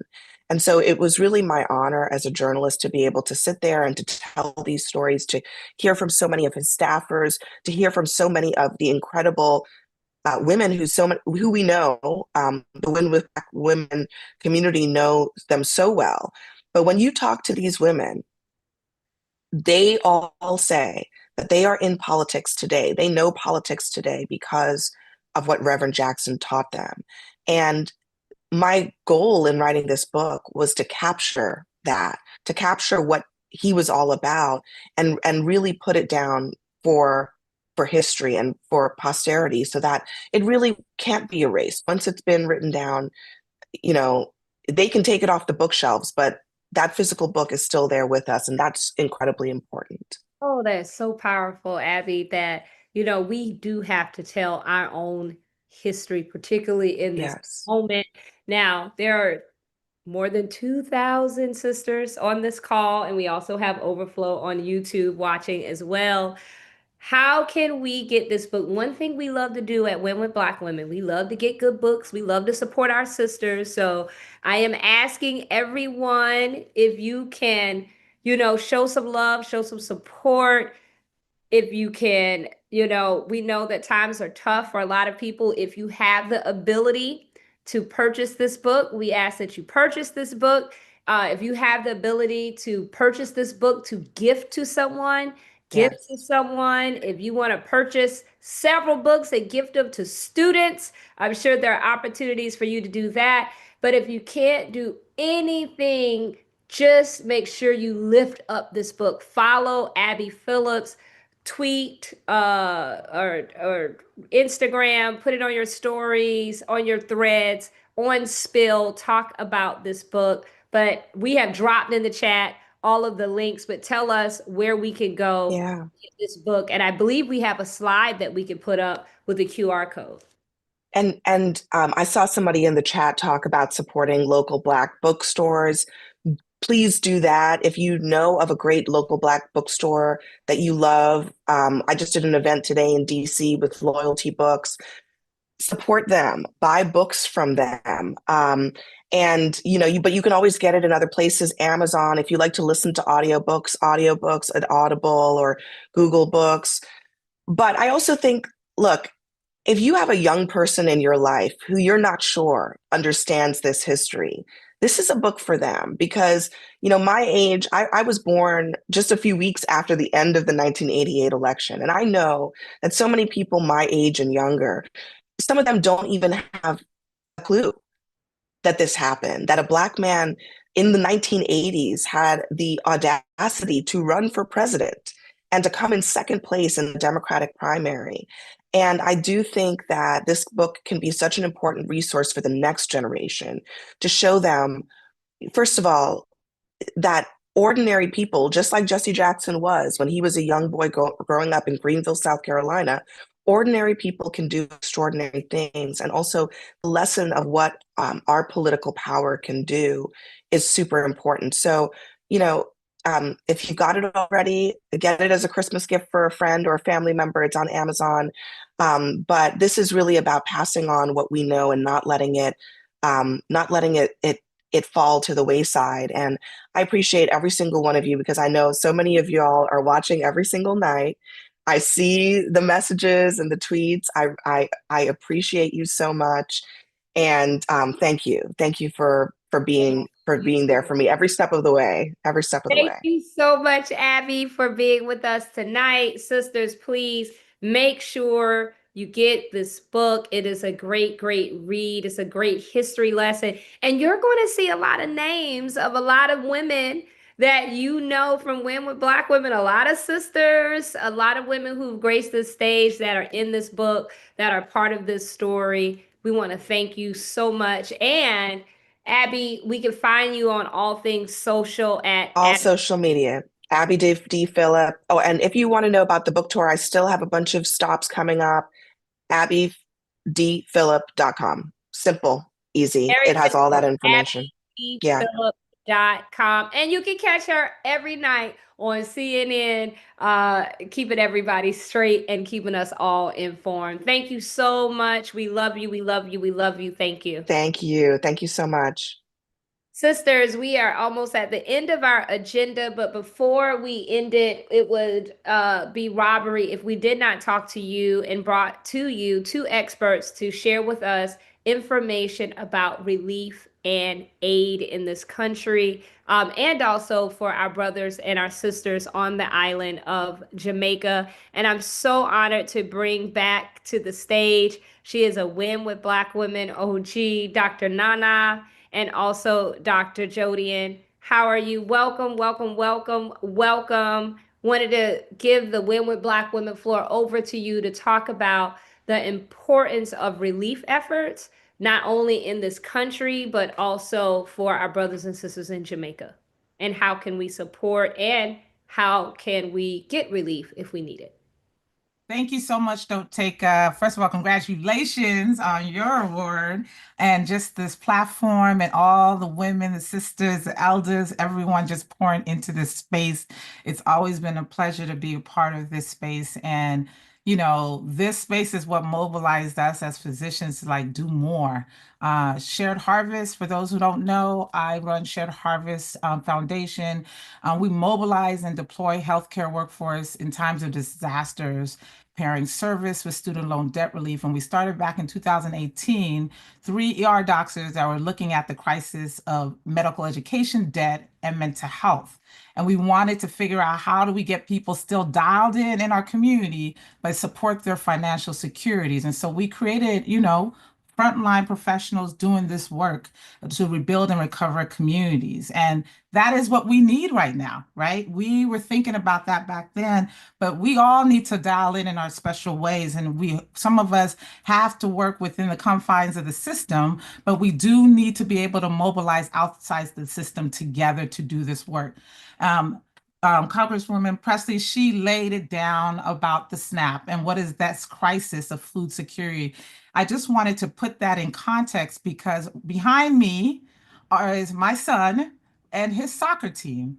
And a lot of people can say the numbers, 42 million Americans are on SNAP and WIC, 1 in 9 people. But when we're talking about the kids, if you have kids in a sport, chances that 1 in 3 kids on a sports team are taking public assistance for food. The same thing that's happening at homes. We established some of these programs so families didn't have to feel embarrassed in the backdrop and they could be part of our community and not have to be out there obviously putting out there that they need the assistance. So those are the faces, when I think about what has happened in crisis in this past year. We've worked in Altadena, number of families who've lost their homes and everything. They are getting food assistance right now. Those food assistances are going to be threatened. The same thing in Oklahoma, the same thing in Texas. So I just wanted to I didn't want to just drop all the data points that everyone has mentioned before, but really start thinking about, like, what did this mean? Who are these people that we are fighting for every single day? And they're your neighbors, your next, and you may not even know who they are. And then I wanted to make sure that you have the context of where to go to get the support. So I think, Sister Christina, I had shared some emails on websites. 2on1.org has information on where to get additional food assistance. The other one, if you are on foodfinder.us, is another USDA National Hunger Hotline. That's a good place to find resources. And benefitscal.com is another really helpful website for that. The most important thing, I think, Congresswoman Presley said, we're here to litigate, agitate, legislate, and mobilize. And so we are mobilizing. And she also mentioned, and I really brought this, a country that does not feed out and think about its humanity is the citizenry is going to be concerned about. And that is why we have to extend our grace and love and care about what's going on the other side of the world in Jamaica, and the humanity that extends not just for what we're struggling with here at home. And so I brought my colleague, my sister, Dr. Jody Pinckney. Her and I was part of the struggle over as Commonwealth Fund Fellows over at the Harvard School of Public Health. Dr. Jody, hi, how are you? Hi, Dr. Nano. Thank you so much for having me here today and just able to talk about the devastation that is happening in Jamaica right now. I am actually an infectious diseases physician practicing in Boston, but I was born and raised in Jamaica and actually completed my medical school training there and my internal medicine training there. And so I'm very familiar with the medical system and the medical physicians who are currently there now. And I'll just start off by saying that we had an unprecedented catastrophe with a Category 5 hurricane going at speeds of 185 to 195 miles per hour with the energy equivalent of 10 megaton bomb coming onto the island. It hit directly this hospital called Black River Hospital. Unfortunately, there were still 70 patients there at the time that the hurricane landed. The physicians that were there were trying to keep them alive. And we have some footage, if you want to show the slides right now, of what that felt like for the patients and for the physicians on the ground. If we want to play. This is some aerial footage of the devastation. 90% of Black River has lost their roofs. People have no shelter. They have no food. Currently, one of the wards at the hospital, you can see all the windows have been broken out. Patients were flooded out and they had to move out.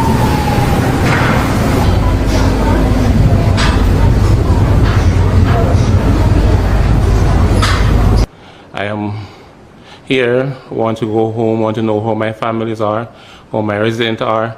Right now I'm far away from my resident, my families. I don't know what to do. I don't know, no connection is going through for my families. But I just want my families to know that I am safe, and the patients that were here, they are safe as well.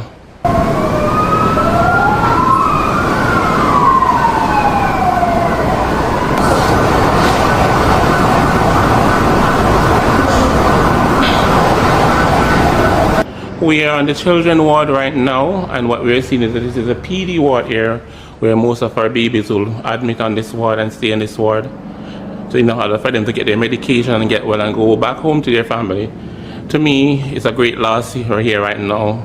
Children are out there, probably need medical attention, and we are unable to provide such medical service to them at this moment.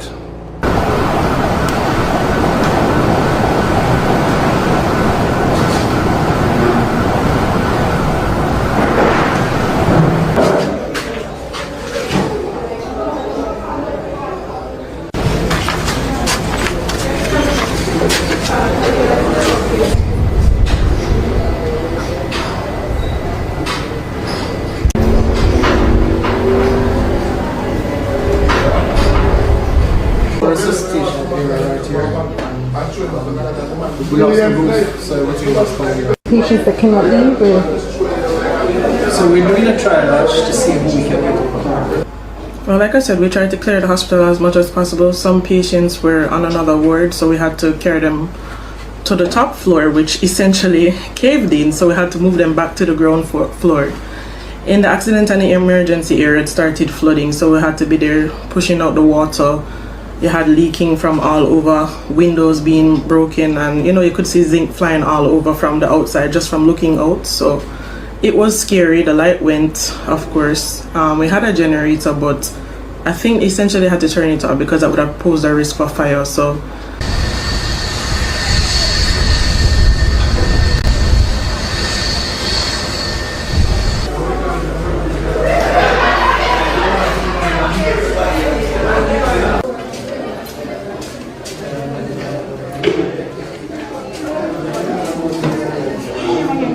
it has been eye-opening, to say the least. I think we expected damage, of course, but not this magnitude of damage, because a lot of the cars, even outside, were damaged.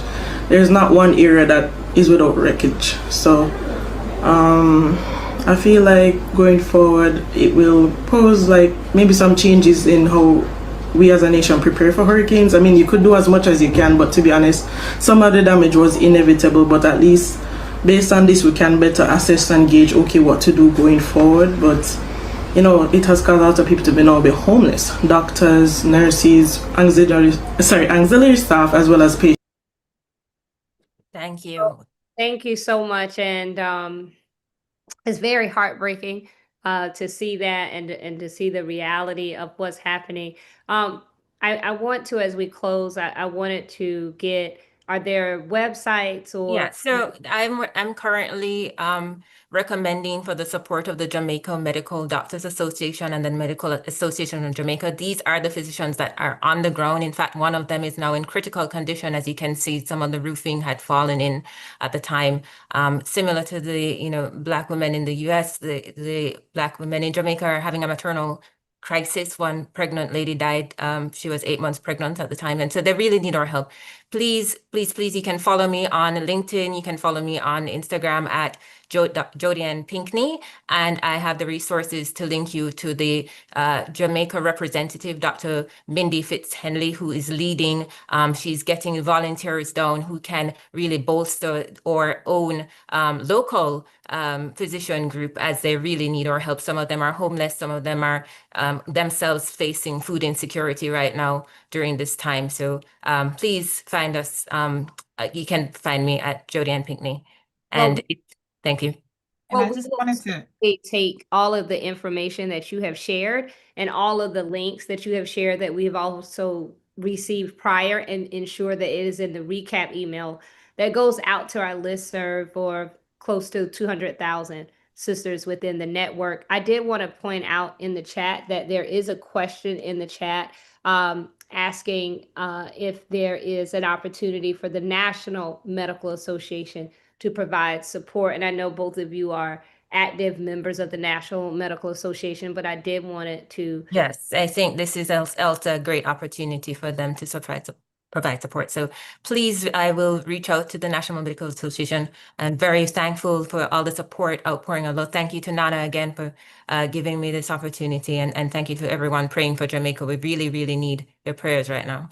Thank you so much. And Thank you so much, Dr. okay, if I want, yeah, I wanted to just say that, in my years of working in disaster humanitarian relief, one of the things that we have to do in our community is hurry up and wait, hurry up, prepare, because the initial response is everyone wants to go. We've seen it in Haiti. Everyone wants to descend, but it's in the 1 month, 3 months, 6 months, year, 2 year, where the help is really needed. So if you really have a heart to help, mobilize yourself, figure out, wait for that call, the response back email from the show notes with all the information. Make sure you look at it, get that information, write it now know what you're capable of doing and the time you're capable to commit to, and then act. But flooding organizations right now tends to not be the most helpful way. But we definitely need help. It's just the timeliness of help that is. And to reiterate that there are also, people trying to capitalize on this disaster, very nefarious scammers. And so it's very important for you to, pair up with a reputable organization that is working with the locals on the ground that are familiar with the communities, know what they're doing. So please be very careful as people are, trying to capitalize on this situation. Well, Dr. Nana, Dr. Pinkney, thank you so much for not only this critical information, but the work that you do every day to save lives. So thank you both so much. And we will share all of the information that you've shared. Sisters, we are at the end of our agenda, but before we go, we got to hear from our good sister Chantel Mullen, who has all of the updates and announcements. And over to you, Chantel. Good evening, Joteka. Good evening, everyone. I just have a few announcements for you this evening. I hope y'all are enjoying Scorpio season, and remember to go vote on November the 4th. So here are our announcements for this evening. Our next meeting, our next Sunday call is going to be on November the 16th. Mark your calendar, bring a friend. Our remaining 2 quarterly calls for the 4th quarter will be December the 7th and December the 14th. Also remember, you can always sign up for the meetings using the Win with Black Women Sunday call link. The states, they will be meeting on tomorrow. The All States meeting, if you don't have a Win with Black Women state committee, not committee, a state network, or you want to connect with your state network, join the All States call. It is going to be November the 3rd, starting at 7 p.m. Eastern Time for the Eastern and Central states. The Mountain Pacific time zone states will meet at 8:30 p.m. along with Hawaii and Alaska. The following meeting will be on December the 8th. Just a reminder, Power Rising, we are inching closer and closer. It will be happening April 16th through the 19th, 2026 in Chicago. The Signal Live, hey, every Thursday, 9 p.m. Eastern Time. The revolution is being televised. Watch State of the People TV at stateofthepppl.com TV. I guarantee you won't miss it's some good information, y'all. It's some good information. In fact, you can go to the YouTube channel and catch the previous editions. And there's also a ton of fabulous resources over at the State of the People Signal Live TV resource tab. There's a free Q&A session for current and former federal employees. The first session was October the 28th. There's going to be 3 more sessions, November the 11th, December the 9th, and December 23rd, all happening at 8 p.m. Eastern Time. You can use that QR code or that bit.ly link to register for that event. There's going to be a free estate planning webinar happening on November the 8th at 1 p.m. Eastern Time. You can use this link to register. These are some girls after my own heart. I love a good estate planning webinar. So make sure you can join them. That's on Saturday, November the 8th. Our good sisters over at NCNW, they're having a Protecting Our Food Security for Our Families national webinar this coming Thursday at 7 p.m. You can use that Zoom link to register. They also have a resource page. We've got to support our organizations that are doing the work. So, at the bottom, join NCNW membership. I paid my dues today.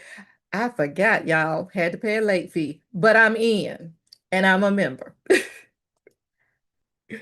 Uh-oh, wait. Uh-oh, hold on one second. I got too happy and hit too much stuff. There we go. Let me bring that back. All right. Just a reminder, the Federal Workers Initiative Empowerment, they meet on Thursdays from 7 to 9. So if you are a federal worker and you want to connect with these sisters, register at the bit.ly link. Our good sister Spice is having a Soulful Ancestor Retreat that is happening on November the 22nd, 2025 at 8 a.m. Pacific Standard Time and 11 a.m. Eastern Time. You can use that link or the QR code to register. There's a community Zoom call for the 300,000. That happens on Mondays from 7 to 8 p.m. You can use the Zoom link to register for that event. And what's happening in our state networks? In North Carolina, just a reminder, they meet they meet on Sundays prior to the Win with Black Women Sunday calls. And so you can join them at 6 p.m. by using their bit.ly link to register for those calls. The California network, they have a monthly meeting. They meet on the third Monday of each month at 5:30 p.m. Pacific time. You can use that bit.ly link to register for their calls. Win with Black Women Florida, they will be meeting tomorrow for their Monday call. And they have some guest speakers. So they'll have Nana Young, Dr. Davina Thomas, Pamela Davis, and Jackie Steele. They're going to be doing legislative updates, talking about coping through the tough times. So you can use this bit.ly link to RSVP for their call. Win with Black Women Pennsylvania, they are going to be having their state call on November the 12th, and they will be hearing from Leslie Morant, and she is going to be talking about leadership, courage, and reclaiming your power. There's also going to be Sister Braxton, who is the founder of an event planning business, and she's going to share about clients' life vision with creativity, care, and a touch of magic. Just a reminder, if you are a Black woman running in 2025, scan this QR code so we can make sure that you're in the general election yearbook and we can track and amplify your election. If you have any opportunities, jobs, consulting, funding, and you'd like those to be sent out to the Win with Black Women Network, you can send those to Jewel Love's attention at info@winwithblackwomen.org. Make sure you get those in on Thursday by 6 p.m. Eastern Time to go out in the Friday email. If you have an announcement for our Sunday call, join the info. You can send those to the info@winwithblackwomen.org. Subject line announcements. Make sure to get those to us on the Saturday before the Sunday call. Get them to us by 6 p.m. Eastern Time. And again, Zoom ain't free, y'all. So here's our Win with Black Women C4 donation link if you would like to send us a little love offering. And Joteka, that is the end. I just want to say my vote pin is also blackety black black. It's from a vendor in New Orleans who makes some wonderful pearl vote pins. Wow, I love it. I love the pearls. And I know you said it was Scorpio season, but happy belated birthday to you. We're just, I believe, 3 days past your birthday, but you celebrated a birthday on October 30th. So y'all, let's make sure we show our girl, our fave, Chantel Mullins, a lot of love. Sister, it's been a wonderful Win with Black Women call. I know we went a little bit longer than we usually go, but it was so worth it. So much heart, so much soul. Thank you all to all of our speakers and experts who grace the Win with Black Women stage. Make sure you support these sisters, follow these sisters, but most importantly, take action. And also shout out to the amazing team of women who power Win with Black Women on these calls, who are backstage, who are getting the notes, who are sending you social media graphics, who are booking and confirming our speakers, who are putting these slides up, and all of the amazing work that this incredible team does. Thank you so much. And now, to close us out in the spirit, let us welcome our sister, Erica Smith. Good evening, everybody. We have heard so much tonight.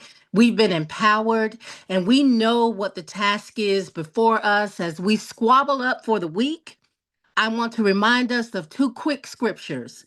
If we go to the Old Covenant book of Psalms 109 and 8, let us meditate on that scripture as we think about the wickedness that's going on in the White House.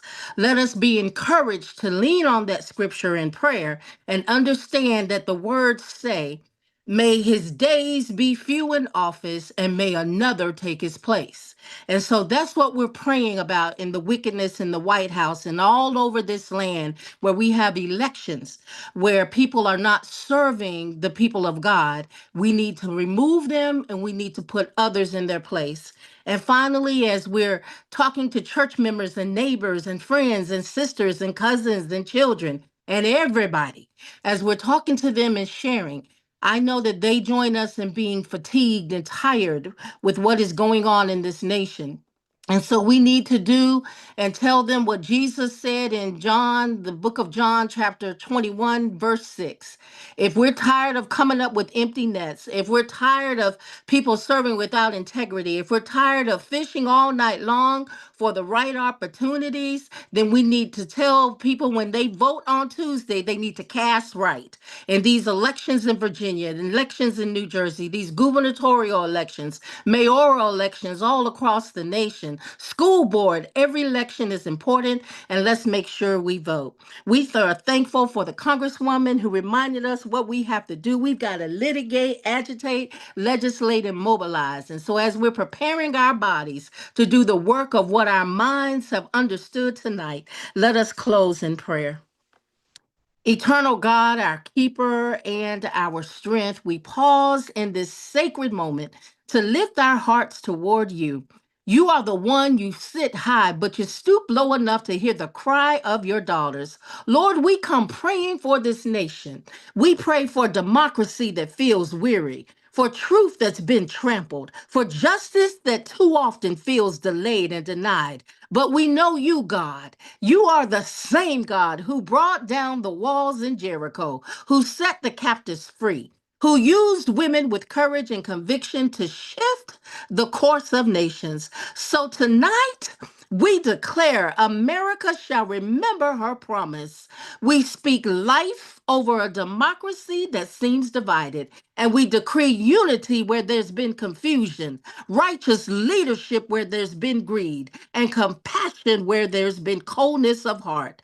God, we lift up Black women everywhere, the dreamers, the builders, the ones who've carried families and communities while standing on shifting ground. We lift up every sister who has lost her job, every mother trying to stretch what's left, every woman trying to keep faith while bills pile high and doors seem closed. Father, we ask you to breathe new opportunities into their lives. Let your favor find them like unexpected morning dew. Remind them that losing a job is not losing their purpose, that you are the God who can turn layoffs into launches and setbacks into setups for destiny.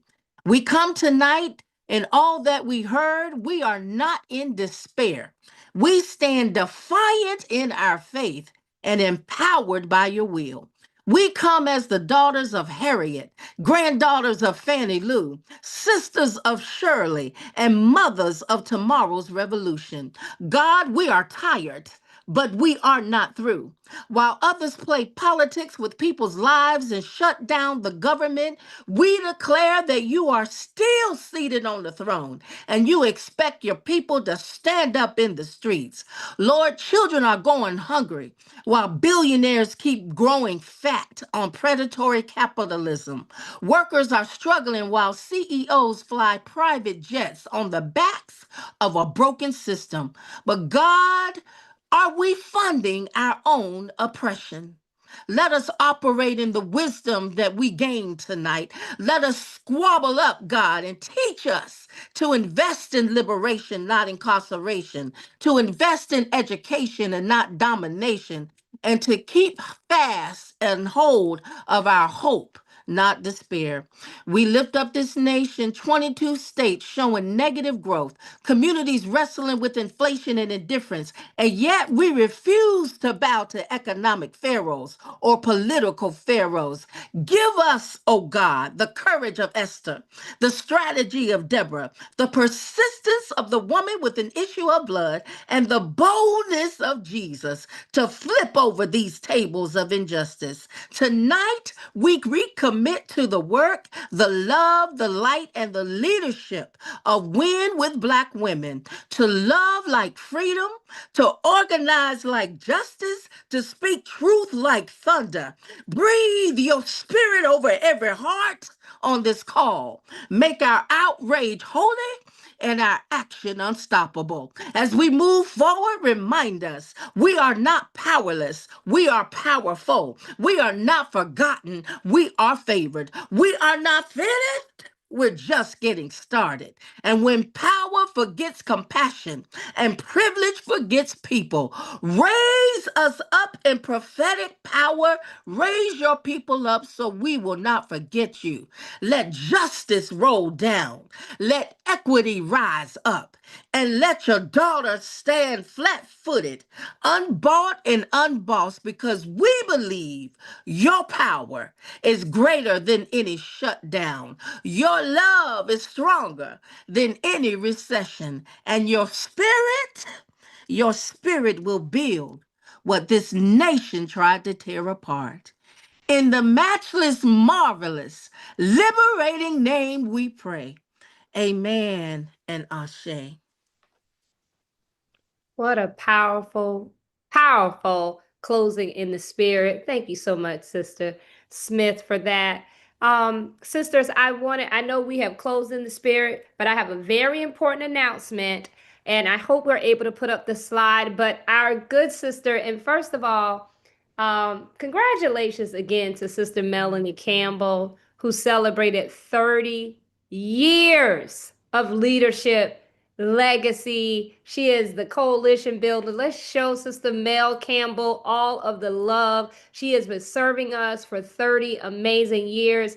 It was so amazing to be with so many in Washington, D.C., and those who tuned in from around the country. And I know you all tuned in from Win with Black Women.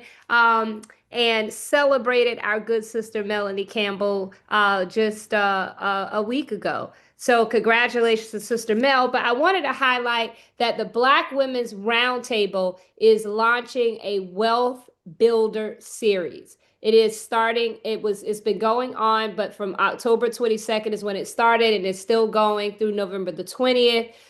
There's already been some sessions, but there's another upcoming session on November the 6th from 6 to 7:30. All of them are free and open to the public. If your eyes are like mine, I'll kind of just pull them out for you. Session 3 is understanding financial projections, business tax, and digital accounting tools. Y'all got a business? Y'all better get to that one. That's very important. Session 4 is November 13th. All of them start at 6 p.m. And they're free and open to the public. Is what to look for when hiring a lawyer and an accountant for your business, and how to protect your intellectual property.